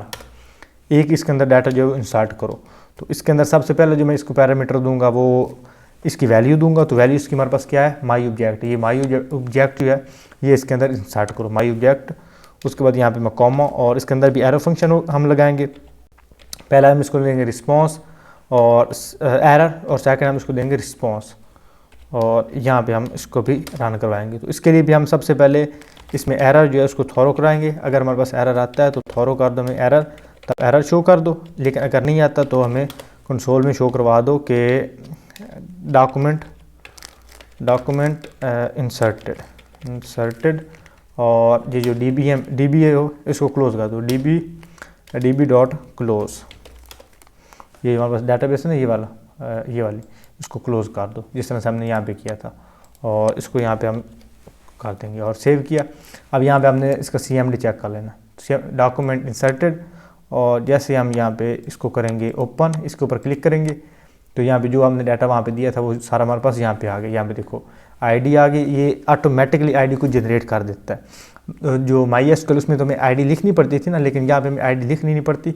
हर डाटा के लिए एक डिफरेंट आईडी जो है वो ऑटोमेटिकली जनरेट कर देता है, और ये बहुत ही बेस्ट चीज़ है और बड़ी स्ट्रॉन्ग आईडी होती है ये। उसके बाद नेम, क्लास, एड्रेस, जो वैल्यूज़ मैंने वहाँ पे दी थी वो सारी इसने यहाँ पे शो करवा दी। तो आपने देखा इस वीडियो में कि किस तरह से हमने डेटाबेस को क्रिएट करना है, किस तरह से हमने कलेक्शन को क्रिएट करना है, और किस तरह से उस कलेक्शन के अंदर डाटा को इंसर्ट करना है। अब नेक्स्ट वीडियो में मैं जो डाटा को इंसर्ट है उसके ऊपर मज़ीद आपको थोड़ी सी डिटेल दूंगा। तो अगर आपको ये वीडियो अच्छी लगी तो वीडियो को लाइक करें। अगर आपको कोई भी सवाल हो तो अपने नीचे कमेंट सेक्शन में पूछ सकते हो, और अगर आप चैनल पहली दफ़ा विजिट कर रहे हो चैनल लाजमी सब्सक्राइब करें, ताकि आप इस तरह का वैल्यूएबल जो कंटेंट है वो मिस ना करें। इंशाल्लाह मिलते हैं अगली वीडियो में, तब तक के लिए अल्लाह हाफिज़। अस्सलाम वालेकुम, वेलकम टू क्रिएटिव बाबर। और इस वीडियो में आपको बताऊंगा कि किस तरह से हम डेटाबेस के अंदर डाटा को इंसर्ट कर सकते हैं यूजिंग Node.js एंड MongoDB। जी दोस्तों, सबसे पहले आपने जो प्रीवियस वीडियोज़ है वो आपने लाजमी देख लेनी है, ताकि आप एक सीक्वेंस के साथ कोर्स को लेके आ रहे हो। तो इसके में आपके पास एक्सप्रेस था, MongoDB था, और उसके बाद नोडमैन जो हमने पैकेजेस इंस्टॉल किए थे। तो ये आपके पास प्रीवियस कोड इतना सा आपके पास लिखा होना चाहिए। बाकी इसका जो कोड था वो मैंने रिमूव कर दिया। सबसे पहले इसमें कॉन्स्टेंट में हमारे पास URL, ये MongoDB क्लाइंट URL है। तो ये ऑलमोस्ट हर सिस्टम में यही रहना है MongoDB। उसके बाद ये :// लोकल होस्ट, उसके बाद ये :/, उसके बाद 27017, और उसके बाद ये आगे स्लैश। और डाटाबेस का अगर आपने क्रिएट करनी है तो यहाँ पे आप डाटाबेस का नाम लिख दो, कौन सी आपने क्रिएट करनी है। हमने ऑलरेडी क्रिएट की हुई है ये नोड MongoDB, जो हमने प्रीवियस वीडियो में देखी थी। आप अगर किसी और के साथ कनेक्ट करना चाहते हो तो आप वो भी यहाँ पे कर सकते हो। तो मैंने ये डाटाबेस इसके अंदर स्टोर करवा रही हुई है DBO। अब जो भी मैंने फंक्शनैलिटीज़ परफॉर्म करवानी है इस डाटाबेस के अंदर, उसके लिए मैं DBO लिखूँगा तो ये ऑटोमेटिकली इस डाटाबेस को ये सिलेक्ट कर लेगा। तो सबसे पहले यहाँ पे मैं डाटा को इंसर्ट करने के लिए पहला डाटा लिखूँगा इसके अंदर। तो यहाँ पे एक मैं वेरिएबल लिखूँगा, वेरिएबल लिखना चाहो, कॉन्स्टेंट लिखना चाहो, लेट लिखना चाहो, जो मर्जी आप लिखना चाहो यहाँ पे आप लिख सकते हो। तो यहाँ पे मैं वेरिएबल लिखूँगा और वेरिएबल को मैं नाम दूँगा माई ऑब्जेक्ट। और इसके अंदर आप डाटा को पुट करते हो। तो सबसे पहले मैं इसको दूंगा नेम। अब नेम मैं इसको दे देता हूँ बाबर, बाय डिफ़ॉल्ट जो है बाबर। और सेकंड इसमें पैरामीटर मैं दूंगा इसका एड्रेस। तो एड्रेस मैं इसको दूंगा पाकिस्तान। तो यहाँ मैं लिख देता हूँ पाक, और इसको मैं यहाँ पे सेव कर देता हूँ। उसके बाद यहाँ पे मैं लिखूँगा कमांड। तो यहाँ पे DBO, जिसके अंदर हमारे पास ये डाटाबेस मौजूद है, DBO.collection। और इसके अंदर जो भी आपके पास कलेक्शन है, जो भी आपके पास टेबल है जिसके अंदर आपने डाटा को इंसर्ट करना है। तो हमारे पास यहाँ पे एक कस्टमर्स और स्टूडेंट, दो हमारे पास जो टेबल्स हैं, दो हमारे पास जो कलेक्शन हैं वो मौजूद है। तो स्टूडेंट्स में हमने लास्ट वीडियो में, जो प्रीवियस वीडियो, उसमें हमने डाटा को इंसर्ट किया था। अब मैं कस्टमर के अंदर करता हूँ। तो यहाँ पे कस्टमर को कॉपी करता हूँ और यहाँ पे सिंगल कॉलन के अंदर उस जो कलेक्शन उसका नाम, और इसे हम लिखेंगे insert1। अगर हमने एक डाटा इंसर्ट करना है, एक समझ लें उसके अंदर वैल्यू इंसर्ट करनी है, तो आप उसके लिए यूज़ करते हो insert1। अगर आपने मल्टीपल करना है तो insert many, वो भी आपको मैं वो भी बताता हूँ। यहाँ पे माई ऑब्जेक्ट और उसके बाद फंक्शन। तो यहाँ पे मैं एरर फंक्शन यूज़ करूँगा। तो सबसे पहले एरर और उसके बाद मैं रिस्पॉन्स, ये इसके दो पैरामीटर होंगे। और यहाँ पे तो इसमें अगर इफ़ एरर आता है तो हमारे पास थ्रो कर दो एरर को, तो हमारे पास एरर शो हो जाए। लेकिन अगर नहीं होता तो यहाँ मैं console.log में हम कर देते हैं कि डाटा इंसर्टेड, और यहाँ पे हम DB को क्लोज कर देते हैं, DB.close यहाँ पे, और इसको करेंगे सेव। तो यहाँ हमारे पास आ गया डाटा इंसर्टेड। और यहाँ पे हम चेक करेंगे, इसको करेंगे रीलोड, और यहाँ पे आ गया, यहाँ पे डॉक्यूमेंट 1 आ गया कि एक इसके अंदर डाटा मौजूद है। तो कस्टमर के ऊपर क्लिक किया तो जो हमने डाटा वहाँ पे पुट किया था यहाँ पे हमारे पास मौजूद हो गया। अब ये तो हमारे पास हो गया अगर हमने सिंगल डाटा को पुट करना। अगर हमारे पास ज़्यादा डाटा है तो उसके लिए हम क्या करेंगे, उसके लिए हम इसको यहाँ पे कट करते हैं। यहाँ पे हम यूज़ करेंगे बड़ी ब्रैकेट्स, और इसके अंदर नेम और फिर नेम कॉमा लगा के आपने as object as a JSON data आपने यहाँ पे इसको पास करते जाना है। आप जितना मर्जी इसको करना चाहो कर सकते हो। अब इसके अंदर मैं यहाँ पे विनोद लिख देता हूँ, विनोद, और यहाँ मैं लिख देता हूँ इंडिया, और उसके बाद यहाँ मैं लिख देता हूँ नुसरत बंगला, और उसके बाद हम यहाँ पे लिख देते हैं, और कौन सा हमारे पास करीबी है, कोई भी अली, और इसको हम लिख देते हैं चाइनीज़, और उसके बाद रहमान मैं यहाँ पे लिख देता हूँ लाहौर, और यहाँ पे आखिर पे लिख देता हूँ अहमद, और यहाँ पे हम क्या इसको दे देते हैं यूके दे देते हैं। अब सबके बाद आपने कॉमा लगाना, लास्ट के बाद आपने कॉमा नहीं लगाना। अगर आपका एक भी कॉमा मिसिंग होगा तो यहाँ पे आपको ये रेड वाला एरर शो हो जाएगा, तो आपने यहाँ पे इसको कॉमा लगा देना है, क्योंकि जो ये सन डाटा होता है उसमें आप हर डाटा के बाद आप लगाते हो कॉमा, ताकि सेपरेट हो, पता हो कि ये डाटा जो है मुख्तलिफ है। तो यहाँ पे जब यहाँ पे आप यूज़ करो इंसर्ट 1, तो यहाँ पे हम लिख देंगे जस्ट इंसर्ट मैनी, ये वाला, दैट्स इट। इतनी आपने कमांड लिखनी है। जैसे आप इसको सेव करोगे तो यहाँ पे आपने टर्मिनल में चेक करना डाटा इंसर्टेड, और जैसे आप यहाँ पे इसको करोगे रीलोड, बूम, देखो जो हमने डाटा वहाँ पे दिया था वो सारा यहाँ पे आपके पास डाटाबेस के अंदर आ गया। इस तरह से हम बड़ी आसानी के साथ डाटाबेस को हम इंसर्ट कर सकते हैं इनटू मोंगोडीबी डाटाबेस। तो आई होप आपको वीडियो ये पसंद आई होगी। अगर आपको वीडियो पसंद आए वीडियो को लाइक करें। अगर आपको कोई भी सवाल हो तो आप नीचे कमेंट सेक्शन में पूछ सकते हैं। इंशाल्लाह मिलते हैं अगली वीडियो में, तब तक के लिए अल्लाह हाफिज़। अस्सलाम वालेकुम, welcome to creative Babar and welcome to Node.js with MongoDB course. और इस वीडियो में आपको बताऊंगा कि किस तरह से आप डाटा को फाइंड कर सकते हो। MySQL में अगर बात करें कि किस तरह से हम डाटा को सिलेक्ट कर सकते हैं फ्रॉम डाटाबेस। तो लास्ट वीडियोज़ हैं उसमें मैंने आपको installation, database creation, collection creation और डाटा को इंसर्ट करना वो सारा सिखाया था। वो आप अपनी वीडियोज़ जो वो लाजमी कंप्लीट कर लो, उसके बाद आप इसको देखो। तो इसमें हम देखेंगे किस तरह से जो हमने डाटा पुट किया था डाटाबेस में लास्ट वीडियो में, उसको हम यहाँ पे प्रिंट आउट करवा सकते हैं। तो यहाँ पे मैं इसको, यहाँ पे हमारे पास ऑलरेडी जो कोड मौजूद है, तो इसमें हमारे पास डाटाबेस इसके अंदर मौजूद है DBO में। तो हम यहाँ पे लिखेंगे DBO। तो अब ये जो DBO है ये इस डाटाबेस को प्रेजेंट कर रहा है नोड मोंगोडीबी को। अब इसके अंदर जितने भी कलेक्शन हैं, जितने भी डाटा है, जितने भी टेबल्स हैं, उनको हम इस कमांड के ज़रिए, इस कांस्टेंट के ज़रिए उसको सिलेक्ट कर सकते हैं। DBO कलेक्शंस, और कलेक्शंस के अंदर हम अपनी कलेक्शन का नाम देंगे। तो हमारी कलेक्शन क्या है, कस्टमर्स। तो यहाँ पे मैं इसको कॉपी कर लूँगा, कस्टमर्स को यहाँ से इसको कॉपी किया और यहाँ पे इसके अंदर दे देंगे DBO dot collections customers dot find one. अगर हमने एक डाटा लेना है तो उसके लिए हम फाइंड वन, तो उसके अंदर कर्ली ब्रैकेट्स, सबसे पहले इसके अंदर पेरेंथेसिस, फिर कर्ली ब्रैकेट्स, और उसके बाद हम यहाँ पे इसको कॉमा लगाएंगे और इसके अंदर फंक्शन लिखेंगे। एरो फंक्शन भी यूज़ कर सकते हो और नॉर्मल कीवर्ड के साथ फंक्शन भी लिख सकते हो। तो मैं इसमें एरो फंक्शन यूज़ करूँगा। तो इसमें हम सबसे पहला पैरामीटर इसको देंगे एरर, और सेकंड इसको हम देंगे रिज़ल्ट। पहले हम रिस्पांस देते थे, इसमें हम देंगे रिज़ल्ट। रिस्पांस भी दोगे तब भी काम वही करेगा, लेकिन आपने रिज़ल्ट देना है, वो अच्छा कीवर्ड रहता है। और यहाँ पे सेम इस तरह से ये एरर वाली हम यहाँ से लाइन कॉपी कर लेते हैं। अगर इसमें कोई एरर आता है तो हमें एरर आ जाए, अगर एरर नहीं आता तो console.log में हमारे पास रिज़ल्ट जो है वो शो हो जाए, रिज़ल्ट ये शो हो जाएगा। और जो DB है हमारे पास क्लोज हो जाएगी, क्लोज, और इसको किया हम यहाँ पे सेव।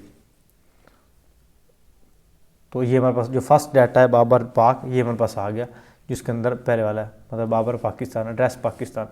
लेकिन अगर हमने ज़्यादा डाटा को सिलेक्ट करना है, जिस तरह से आप सिलेक्ट ऑल करते हो, तो उसके लिए हम क्या करेंगे, उसके लिए भी सेम यही मेथड होगा, लेकिन उसमें थोड़ा सा प्रोसीजर डिफरेंट होगा।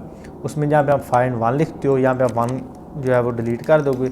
जस्ट आप लिखोगे फाइंड, और उसके बाद प्रिंसेस और कर्ली ब्रैकेट्स दोनों को क्लोज कर दोगे। उसके बाद यहाँ पे डॉट डाल के आप लिखोगे टू एरे लिखने के बाद आप यहाँ पे दोगे एक प्रिंसेस दोगे, एक भी ब्रैकेट दोगे क्योंकि ऑलरेडी ये क्लोज है, और कॉमा डिलीट कर दोगे। और सेव करने पर आपके पास ये जो जितना भी डाटाबेस के अंदर डाटा मौजूद है वो सारा यहाँ पे आ जाएगा। ये देखिए जितना भी डाटा वहाँ पे मौजूद है वो सारा आपके पास यहाँ पे टर्मिनल में आ गया। ये देखिए ये सारा आपके पास वो डाटा जो है वो डाटाबेस से आ गया। और उसके बाद आप इसमें प्रोजेक्शन भी लगा सकते हो। प्रोजेक्शन क्या है, इसमें आप अपनी मर्ज़ी से जो डाटा उसको सिलेक्ट कर सकते हो। मिसाल के तौर पे यहाँ पे आप यूज़ कर रहे हो यहाँ पे फाइंड, तो इसको फाइंड लिखा रहने दो और उसके बाद ये करली ब्रैकेट्स, और इसके अंदर आप इन एरे आपको डाटा चाहिए, इसके अंदर आप एक समझ एक वैलिडेशन टाइप लगा देते हो। यहाँ पे आप कॉमन डाल दो, कॉमन डालने के बाद आप करली ब्रैकेट्स और इसमें आप लिखो प्रोजेक्शन, और प्रोजेक्शन के अंदर आप यहाँ पे आईडी, तो यहाँ पे अंडरस्कोर आईडी। अब जिस चीज़ को आपने शो करवाना है उसको आप वैल्यू दे दोगे 1, जिसको आपने शो नहीं करवाना उसका वैल्यू दोगे 0। अब 0 देने के बाद आप इसको यहाँ पे सेव करके एक दफ़ा चेक करोगे। तो मैं इसको एक दफ़ा आईडी और यहाँ पे हम कॉमा डालते हैं, अच्छा प्रोजेक्शन और यहाँ पे कॉमा प्रोजेक्शन, तो यहाँ पे, और इसके साथ हम जो नेम है उसको भी प्रिंट आउट करवा लेते हैं। तो यहाँ पे नेम हमारे पास जो 1 हो, और इसको हम करते हैं सेव। अच्छा, और अच्छा ये एरर आ रहा है, तो एरर हमारे पास किस चीज़ का आ रहा है, प्रोजेक्शन, ठीक है, और इस दफ़ा आई डी को एक दफ़ा डिलीट करके देखते हैं। अच्छा प्रोजेक्शन, अच्छा इसमें हमने एक चीज़ मर जाएगी कि इस डबल कॉलन लगाने के बाद इसके अंदर भी हमने ब्रैकेट लिखनी है, करली ब्रैकेट इसके अंदर भी हमने लिखनी है, और ये जो हमने कोड है इसके अंदर एक्सिक्यूट करवाना है। यहाँ पे आईडी इसकी 0 और सेव करेंगे, आप देखते हैं अब ये आ गया। अब जिसके साथ आप 0 लगाओगे वो आपके पास डाटा जो शो नहीं होगा। तो इसके जिस आईडी के साथ हमने 0 लगाया तो हमारे पास आईडी शो नहीं हो रही, सिर्फ नेम और जो एड्रेस है वो शो हो रहे हैं। और अगर हमने इस आईडी को भी शो करवाना है तो आप इसमें यहाँ पे 1 लिखोगे और इसको करोगे सेव, तो आपके पास आईडी जो है वो शो होगी। जी देखिए, अब सिर्फ आपके पास आईडी शो होगी, बाकी सारी आपके पास जो है वो हाइड होगी। और अगर इसके साथ हमें जो नेम है वो भी शो करवाने हैं तो यहाँ पे मैं नेम लिखूँगा और नेम के साथ हम लिखेंगे 1, तो हमारे पास जो नेम है वो शो होंगे। आईडी और नेम दोनों आ गए। और अगर हमें सिर्फ एड्रेस चाहिए तो हम यहाँ पे आईडी और इसको हम ख़त्म करके यहाँ पे इसको भी कर देंगे 0 और करेंगे सेव, तो हमारे पास आईडी और एड्रेस आ गया। और अगर हम यहाँ पे आईडी और नेम दोनों को 0 कर दें तब भी हमारे पास सिर्फ एड्रेसेस आएंगे। लेकिन अगर हम यहाँ पे सिर्फ जो एड्रेस है उसको 1 कर दें, और यहाँ पे हमने ये वाला कॉपी किया क्योंकि स्पेलिंग इसमें बहुत शॉर्ट लिखे हुए हैं, ये वाला, और इसको हम यहाँ पे कर देते हैं डिलीट। आईडी को सिर्फ एड्रेस को हम कर देते हैं 1 और इसको सेव किया, तो सिर्फ हमारे पास फिर भी एड्रेसेस आएंगे, बाकी सारे आईडी भी साथ आ गई।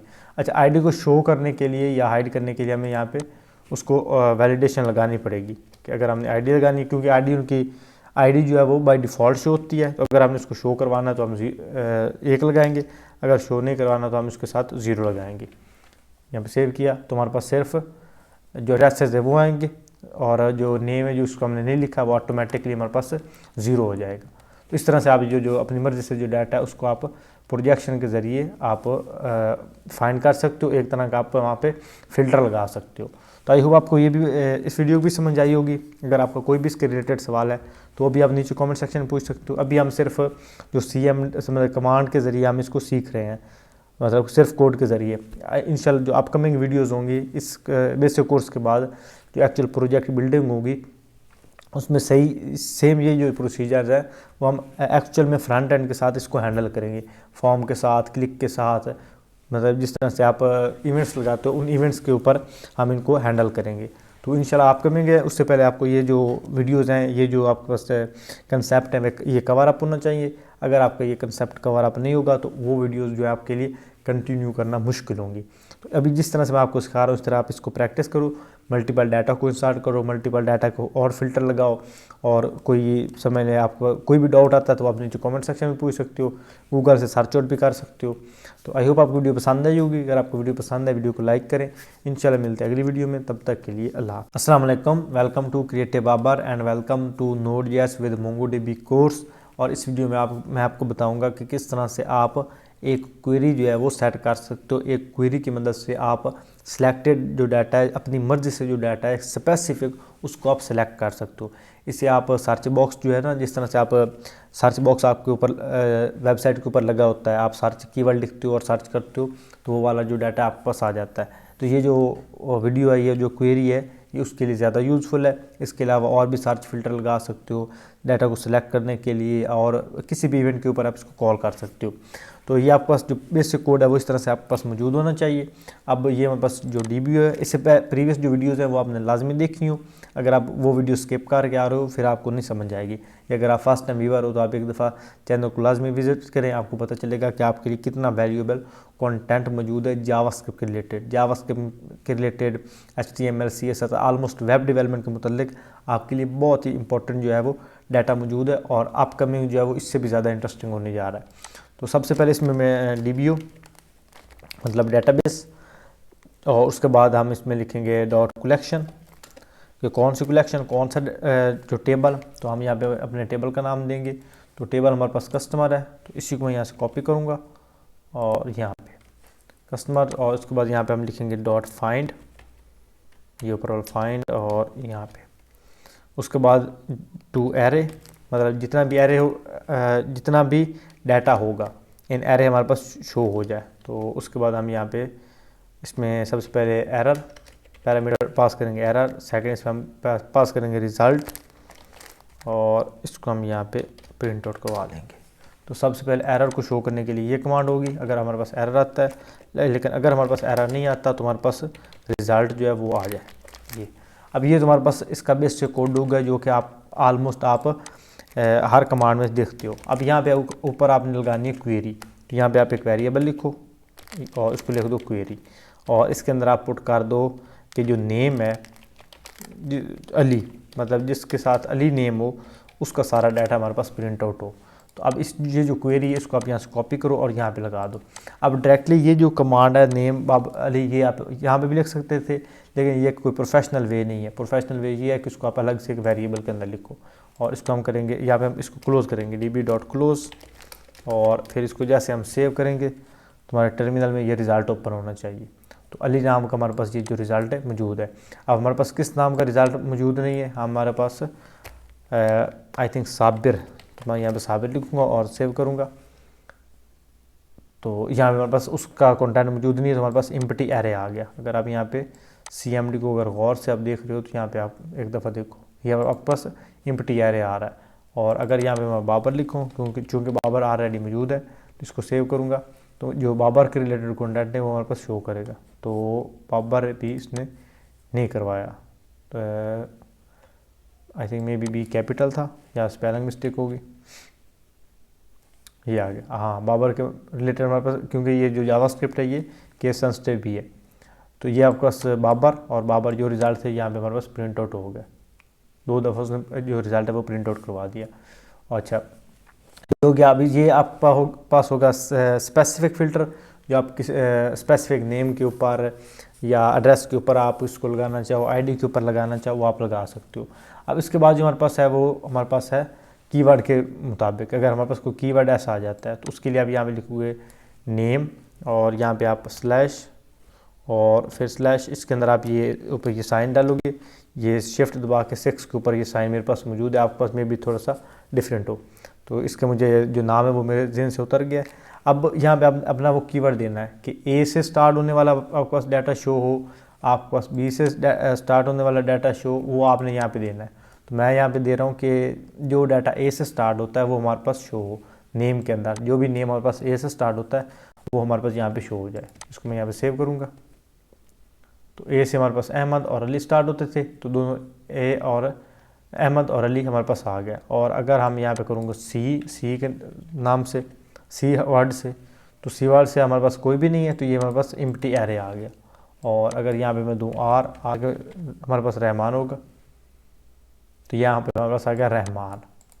तो इस तरह से आप जो भी यहाँ पे डाटा पुट करोगे, जो भी आप यहाँ पे फर्स्ट कीवर्ड पुट करोगे, जो भी आपका फर्स्ट लेटर होगा, उस लेटर के रिलेटेड जो भी कंटेंट आ रहा होगा फर्स्ट स्टार्टिंग वाला, वो आपके पास सारा जो है वो प्रिंट आउट करवा देगा, वो आपको शो करवा देगा। तो इस तरह से आप वो कीवर्ड के ऊपर, वर्ड के ऊपर आप इस तरह से फ़िल्टर लगा सकते हो।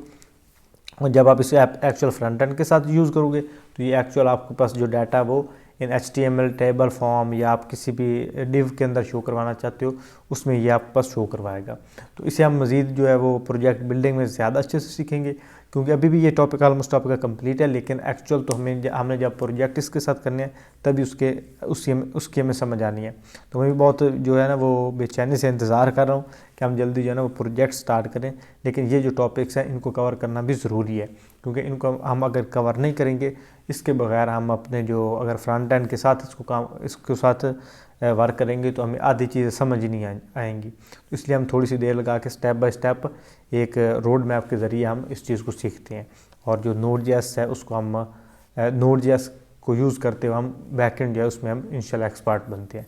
तो इंशाल्लाह मिलते हैं अगली वीडियो में, तब तक के लिए अल्लाह हाफ़िज़। अस्सलाम वालेकुम। इस वीडियो में आपको बताऊंगा कि किस तरह से हम डाटा को डिलीट कर सकते हैं from database using Node.js and MongoDB।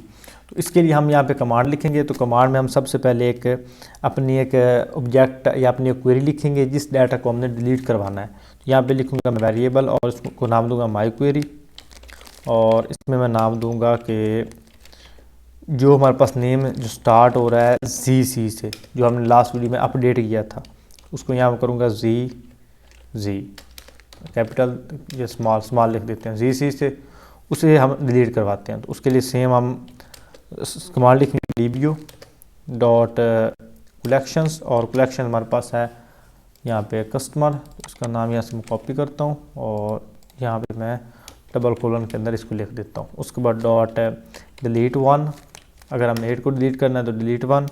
उसके बाद यहाँ पे माई क्वेरी जिसको हमने डिलीट करना है, और फंक्शन के अंदर हम यहाँ पे लिखेंगे एरर, और यहाँ पे हम लिखेंगे अपनी जो क्वेरी है बल्कि एरर। उसके बाद हम इसमें पास कर देंगे रिस्पांस भी कर सकते हो, और ऑब्जेक्ट पास करना चाहो, रिजल्ट पास करना चाहो, जो मर्जी करना चाहो। तो यहाँ पे मैं रिस्पांस लिख देता हूँ, और यहाँ पे मैं, और इसके अंदर हम सबसे पहले ये जो एरर है इसको थॉरो कराएंगे, और यहाँ पे एरर आ गया। उसके बाद हम यहाँ पे लॉग कंसोल यानी डिलीटेड, और उसके बाद हम यहाँ पे db को क्लोज कर देंगे, db डॉट क्लोज और सेव। तो ये आपका आ गया डिलीटेड। और जैसे हम चेक करेंगे यहाँ पे हमारे पास Z एक आ गया और ZZ के 2 आ रहे हैं, और इसको मैं करूँगा यहाँ पे रीलोड। तो अब Z का हमारे पास 1 मौजूद हो गया। अच्छा, ये हमारे पास सेकंड भी मौजूद है। एक दफ़ा इसको हम दोबारा करते हैं, यहाँ पे रीलोड किया, डिलीटेड आ गया। अब एक दफ़ा फिर इसको कर लेते हैं। तो ZZ के अभी भी हमारे पास 2 ही मौजूद हैं। तो हमारे पास गलती कहाँ से है, माई क्वेरी नेम अगर हमारे पास ZZ, तो ये हमारे पास नेम है, ये एड्रेस है, नेम ही है और ZZ। इसको यहाँ पे मैं एक दफ़ा अगेन लिखता हूँ, नेम और ZZ है तो सही है हमारे पास ZZ। My query db dot collection customer dot delete 1, और उसके बाद my query dot function error, और यहाँ पे अगर मैं ऑब्जेक्ट लिखूँ, ऊपर तो हमने नहीं किया, ऑब्जेक्ट सेव किया, डिलीटेड। कमांड हमारे पास सही काम कर रही है, लेकिन डाटा डिलीटेड क्यों नहीं हो रहा। हम इसको एक दफ़ा यहाँ से करते हैं, यहाँ से रिलोड करते हैं, डिलीट से होना चाहिए। हम इसमें पे नेम हम चेंज कर लेते हैं, नेम यहाँ पे हम कर लेते हैं बाबर, फिर इसको सेव करते हैं, डिलीटेड, और यहाँ पे हम इसको करते हैं रीलोड। ठीक है, बाबर वाला हो गया। आई थिंक वो ना इस ZZ का मसला है, ये कैपिटल ZZ है, इस वजह से डिलीट नहीं हो रहा। तो मैं यहाँ पे अगर कैपिटल ZZ लिखूँ फिर डिलीट होगा, क्योंकि बाबर उसी वक्त उसने डिलीट कर दिया। अब देखो उसने हमारे पास एक Z रह गया, दूसरा Z उसने डिलीट कर दिया। तो ये हमारे पास वो था केस सेंसिटिव इशू था, बाकी इसका कोई इशू नहीं था। तो इस तरह से हम डाटा को डिलीट कर सकते हैं। अगर आपने ज़्यादा डाटा को डिलीट करना है तो वो भी हम कर सकते हैं, वो भी हम सेम जिस तरह से अपडेट की क्वेरी थी वो हम कर सकते हैं, इसमें लगाते हैं। उसके लिए हम यहाँ पे नेम, और यहाँ पे हम लगाएंगे कि नेम हमारे पास जो है वो अगर स्टार्ट हो रहा है यहाँ पे हम A से, जितने भी नाम हमारे पास A से स्टार्ट हो रहे हैं, और यहाँ पे लिखूँगा डिलीट मैनी, तो जितने भी A से स्टार्ट हो रहे होंगे वो सारे डिलीट हो जाएंगे। और इसको डिलीट किया, और यहाँ इसको करते हैं रीलोड। अब यहाँ पे आपको ए से स्टार्ट होने वाला एक भी नज़र नहीं आ रहा। और अगर यहाँ पे आप आर जी, और अगर यहाँ पे मैं फिर जी से लिखूँ कि जी से सेव करूँ, ये हमारे पास स्मॉल है, आई थिंक ये तो वर्क करेगा या नहीं। यहाँ पे हमें के ही देना है, सॉरी कैपिटल जी देना है। अब रीलोड किया, अब हो गया, ठीक है। ओके, के सेंसिटिव ना, वो स्मॉल और जो कैपिटल है उन दोनों को डिफरेंट वर्ड्स जो है कंसीडर करता है। तो इस तरह से हम डाटाबेस से डाटा को डिलीट कर सकते हैं। ये भी बिल्कुल सिंपल क्वेरी थी, जस्ट इसमें आपने वो ख्याल रखना है केस सेंसिटिव का। तो बड़ी आसानी के साथ डाटा को फ्रॉम डाटाबेस आप डिलीट कर सकते हो। आई होप आपको वो वीडियो की समझ आई होगी। अगर आपका कोई भी सवाल हो तो आप नीचे कमेंट सेक्शन में पूछ सकते हो। अस्सलाम वालेकुम, welcome to creative Babar and welcome to Node js with MongoDB course. और इस वीडियो में मैं आपको बताऊंगा कि किस तरह से आप डाटाबेस में मौजूद डाटा को अपडेट कर सकते हो। लास्ट जो वीडियो थी उसमें मैंने आपको इंसर्ट करना, फाइंड मतलब रीड करना, और अब इसमें मैं आपको बता रहा हूँ किस तरह से आप अपडेट कर सकते हो। और इसमें हम दो जो है ना वैल्यू इसमें देते हैं। एक में हम डाटा को सिलेक्ट करते हैं कि कौन सी हमने वैल्यू को अपडेट करना है और किस वैल्यू के साथ अपडेट करना है। तो इसके लिए मैं दो क्वेरीज लिखूंगा। सबसे पहले यहाँ मैं लिखूंगा वेरिएबल, और इसको मैं नाम दूंगा माई क्वेरी, और यहाँ पे मैं आगे इसका लिखूंगा नेम। तो मुझे कौन सी क्वेरी चाहिए, नेम एक, तो यहाँ पे कर्ली ब्रैकेट्स नेम, और जिसमें नेम हमारे पास मौजूद हो बाबर।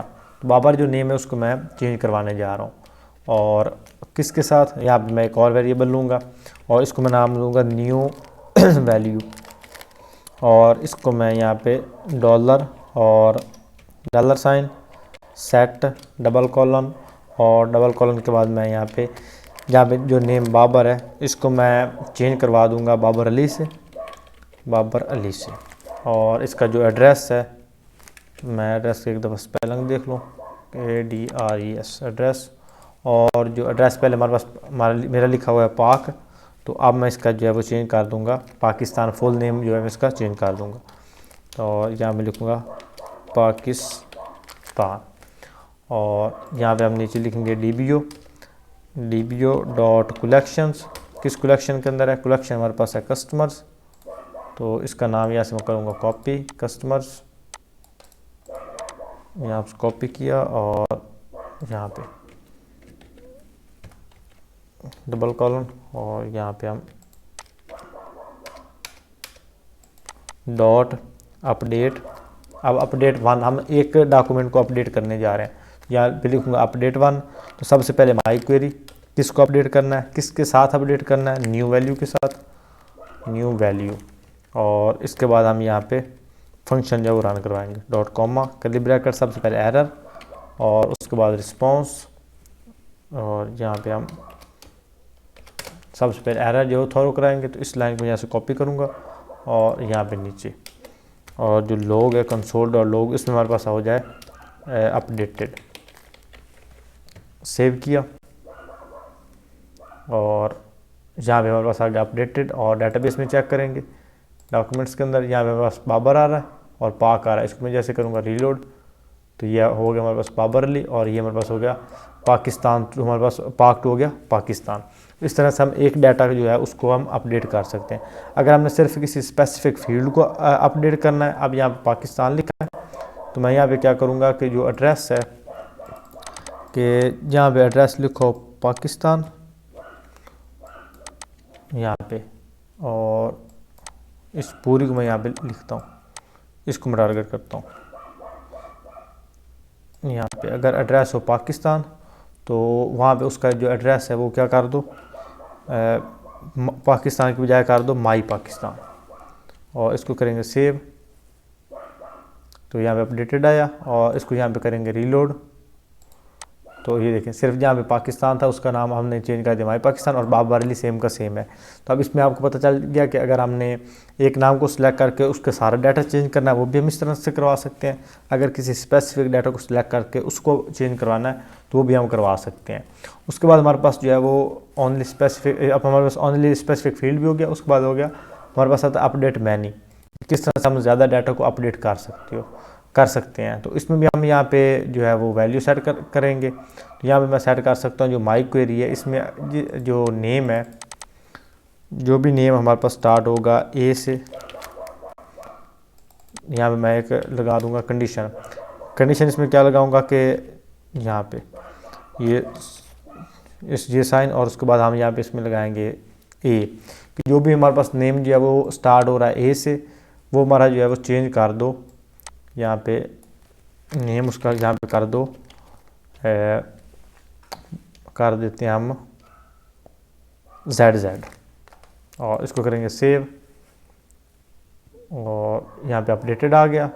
और यहाँ पे जो भी ए के साथ स्टार्ट हो, अली स्टार्ट हो रहा है, अहमद स्टार्ट हो रहा है, और इसको करेंगे रीलोड, तो ये हमारे पास ZZ आ गया। ये भी हमारे पास आ गया, किधर गया, ये हमारे पास Z आ गया ये। अच्छा, इसमें हमने किया यहाँ पे अपडेट 1, तो यहाँ पे मैं करूँगा अपडेट मैनी। पहले हमारे पास अपडेट 1 था, इस वजह से एक उसने किया, अब मैं कर रहा हूँ अपडेट मैनी, तो जितने भी थे ए वाले वो सारे हो जाएंगे ZZ। तो ये भी ZZ हो गया, ये भी ZZ हो गया, और यही थे, तो ये सारे ZZ हो गए। तो इस तरह से आप जो मल्टीपल जो आइटम्स हैं उनकी वैल्यूज़ को भी आप चेंज करवा सकते हो। तो इसमें आप यहाँ पे और भी कंडीशन लगा सकते हो, बी के साथ करवाना चाहो, सी के साथ करवाना चाहो, या आप एड्रेस के ऊपर भी अप्लाई कर सकते हो और नेम के ऊपर भी अप्लाई कर सकते हो। और इसके अलावा जितने भी आपके बाकी फील्ड्स होंगे, अपकमिंग जब आप कंप्लीट फॉर्म बनाओगे वो सारे आप इसके ऊपर फ़िल्टर लगा सकोगे। तो मेन इसमें जो आपको बताने का मकसद था कि किस तरह से आप एक सिंगल डाटा को अपडेट कर सकते हो और किस तरह से आप मल्टीपल डाटा को अपडेट कर सकते हो। तो अब आपकी अपडेट क्वेरी भी होगी, अब आपकी जो है वो इंसर्ट, रीड और अपडेट हो गया। अब आपकी एक रहेगी, वो रहेगी डिलीट, तो वो इंशाल्लाह हम नेक्स्ट वीडियो में कवर अप करते हैं। अस्सलाम वालेकुम। इस वीडियो में आपको बताऊंगा कि किस तरह से आप कंप्लीट को जो कलेक्शन है उसे डिलीट कर सकते हैं from database using Node.js and MongoDB। तो इसके लिए मैं ये जो हमारे पास दो थे, हमारे पास टेबल, दो कलेक्शन थे, एक कस्टमर था और एक स्टूडेंट्स था, तो मैं स्टूडेंट्स वाले को डिलीट करूँगा। तो उसके लिए यहाँ पे हम सिंपल से लिखेंगे dbo डॉट कलेक्शंस, तो जो भी हमारे पास कलेक्शंस है उसको, और इस कलेक्शन का हम यहाँ पे नाम देंगे, तो इसका नाम है स्टूडेंट्स। इसको यहाँ से कॉपी करूँगा और यहाँ पे स्टूडेंट्स डॉट ड्रॉप, तो ये हमारे पास ड्रॉप हो जाएगा। और उसके बाद यहाँ पे हम एरो फंक्शन देंगे। एरो फंक्शन के लिए आप नॉर्मल फंक्शन भी लिख सकते हो, इस तरह से हम नॉर्मली लिख लेते हैं। तो इसमें जो फर्स्ट होगा हमारे पास होगा वो एरर, और सेकेंड हम इसको हम देंगे डिलीट। ओके, आप कोई भी यहाँ पे नाम रख सकते हो। और यहाँ पे मैं अगर इफ़ एरर, अगर हमारे पास एरर आता है तो सेम उस तरह से थोरो एरर, तो हमारे पास एरर जो है वो, ये इस लाइन को हम कॉपी करते हैं ये वाली, तो हमारे पास एरर आ जाए।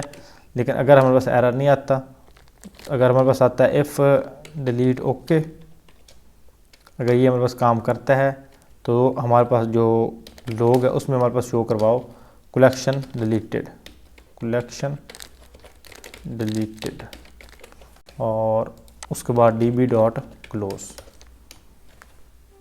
इसको सेव किया और यहाँ पे बस कलेक्शन डिलीटेड, और इसको हम यहाँ पे रीलोड करेंगे, बूम। तो इस तरह से हम पूरी जो कलेक्शन है, पूरा जो टेबल है उसको डिलीट कर सकते हैं from database using Node.js and MongoDB। I hope आपको वीडियो की समझ आई होगी और पसंद भी आई होगी। अगर आपको वीडियो अच्छी लगी वीडियो को लाइक करें, और अगर चैनल पहली दफ़ा विजिट कर रहे हैं तो चैनल को लाजमी सब्सक्राइब करें। इंशाल्लाह मिलते हैं अगली वीडियो में, तब तक के लिए अल्लाह हाफिज़। अस्सलाम वालेकुम, welcome to creative Babar and welcome to Node.js with MongoDB course. और इस वीडियो में आपको बताऊंगा कि किस तरह से हम डाटा को लिमिट सेट कर सकते हैं यूजिंग Node.js एंड MongoDB। ये क्या है, जस्ट हमने एक उसको लिमिट लगा देनी कि हमारे पास अगर 100 आइटम्स हैं, 100 में से हमें 20 चाहिए, 30 चाहिए, जितनी भी चाहिए हमने वो एक लिमिट लगा दी, दैट्स इट। अभी हमारे पास जो टेबल है इसके अंदर जो, इसमें हम टेबल नहीं कहेंगे, इसमें हम कलेक्शंस कहेंगे।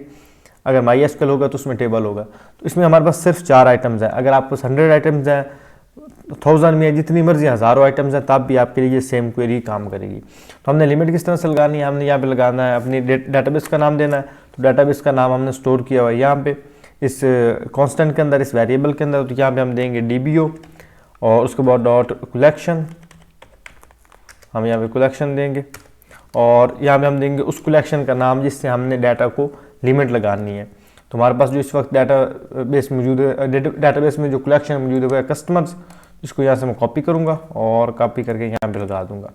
उसके बाद हम इसमें लगाएंगे डॉट फाइंड और इसको यहाँ पे क्लोज कर देंगे। अब इसमें हम कोई चीज़ फाइंड नहीं कर रहे, हमें सारा डाटा इसके अंदर फाइंड कर रहे हैं, तो ये सारे को समय स्टोर करेगा। स्टोर करने के बाद उसमें से हमने जितनी लिमिट लगानी है वो लगाएगा। डॉट लिमिट, अब यहाँ पे हमने लिमिट लगानी है, तो हमारे पास 4 आइटम्स हैं, तो 4 में से मैं 2 लगा देता हूँ, तो हमारे पास सिर्फ 2 आइटम जो है वो शो हो। उसके बाद आप इसको लगाएंगे टू एरे, जितनी भी इसके अंदर है वो सारी एरे की सूरत में हमारे पास शो हो जाए। और उसके बाद हम इसको देंगे फंक्शन, तो मैं यहाँ पे एरो फंक्शन यूज़ करूँगा। फर्स्ट पैरामीटर इसका एरर होगा और सेकंड इसका रिजल्ट होगा। जो मर्जी आप यहाँ पे नाम रखना चाहो रख सकते हो, लेकिन आपने 2 इसको पैरामीटर देने हैं यहाँ पे। अब सबसे पहले अगर हमारे पास एरर आता है तो इफ़ एरर, तो हमारे पास जो एरर है वो थोरो कर दो, थोरो एरर, तो हमारे पास एरर शो हो जाएगा। लेकिन अगर हमारे पास एरर शो नहीं होता, हम यहाँ पे क्या करेंगे, console.log में हम रिज़ल्ट को प्रिंट आउट करवा देंगे, रिज़ल्ट, और इसको करेंगे सेव। तो और यहाँ पे हमारे पास सिर्फ 2 आइटम्स आएंगे।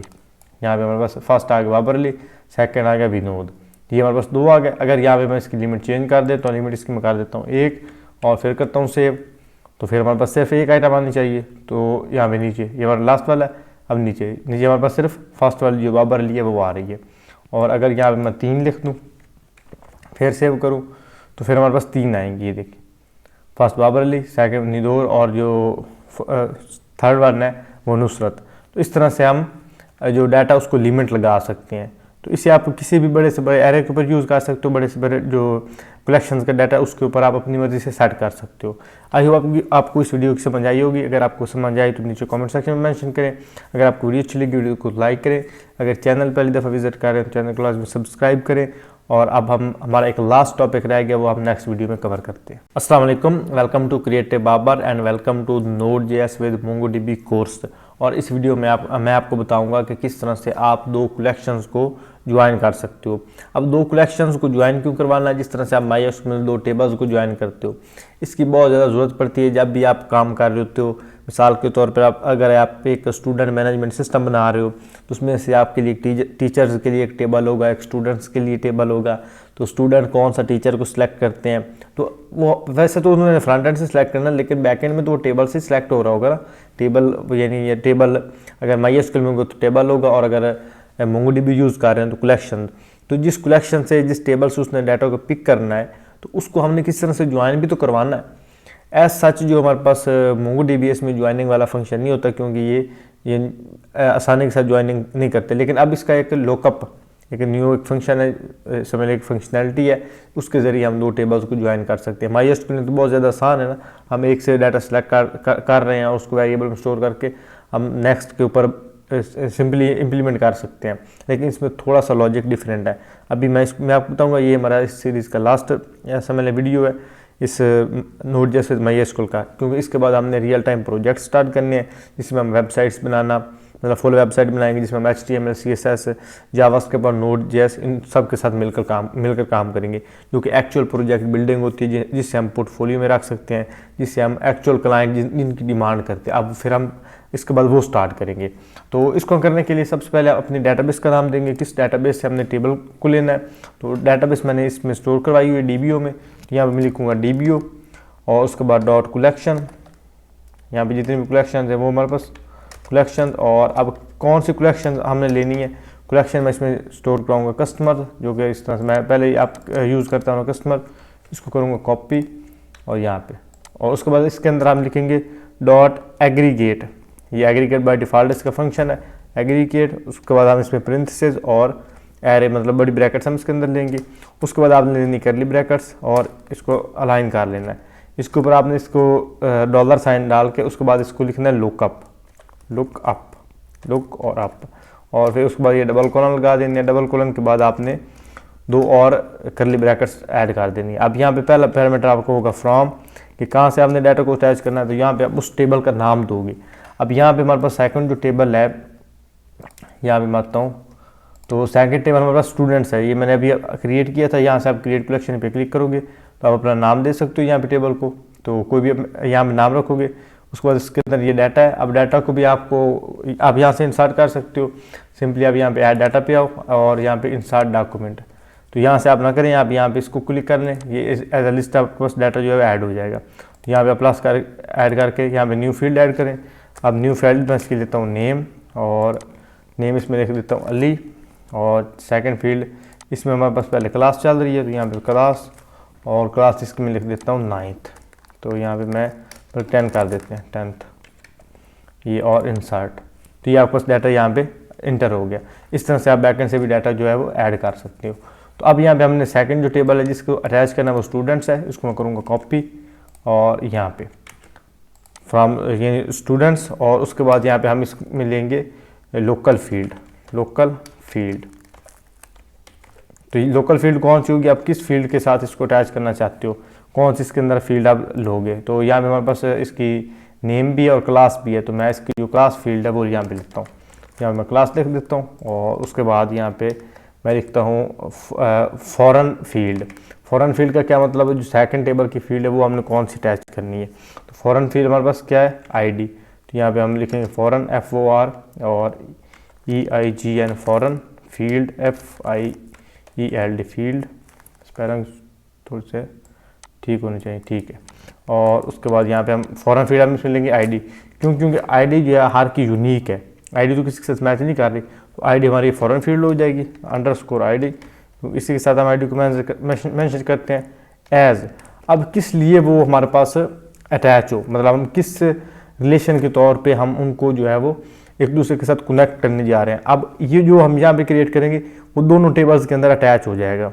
अब यहाँ मैं डिटेल्स हैं, आपके प्रोडक्ट्स हैं, आपके स्टूडेंट और टीचर इंटरेक्शन है। अगर मैं यहाँ पे लिख दूँ हमारे पास क्लास, या क्लास के अलावा हम यहाँ पे क्लास हमने ऊपर यूज़ कर लिया है, हम यहाँ पे कर देते हैं स्कूल, क्योंकि स्कूल मैनेजमेंट है ना। अगर यानी क्लास और टीचर इस तरह का रिलेशन बनता है तो स्कूल जो भी आप यहाँ पे नाम देगो, आप एज आ इसको प्रोडक्ट भी दे सकते हो, कोई प्रोडक्ट का नाम आप उसको एज आ डिटेल भी दे सकते हो, जो मर्जी आप लिखना चाहो इसके अंदर आप लिख सकते हो, जिस फील्ड के साथ आप उसको मैच करवाना चाहते हो। अब यहाँ मैं सेव करूँगा, अब रिजल्ट शो होंगे, आपको पता चल जाएगा। अब यहाँ पे आपने गौर से देखने हैं रिजल्ट,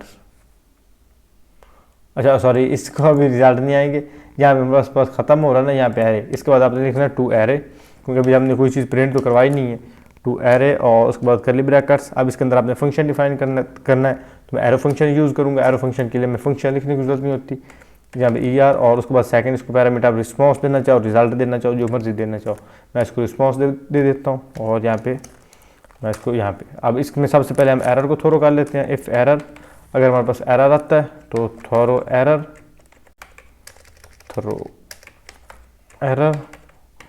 और अगर एरर हमारे पास नहीं आता तो console.log जो है, console.log, इसके अंदर हमारे पास सबसे पहले जेसन, क्योंकि जेसन डाटा हमारे पास आ रहा है ना, जेसन.stringify।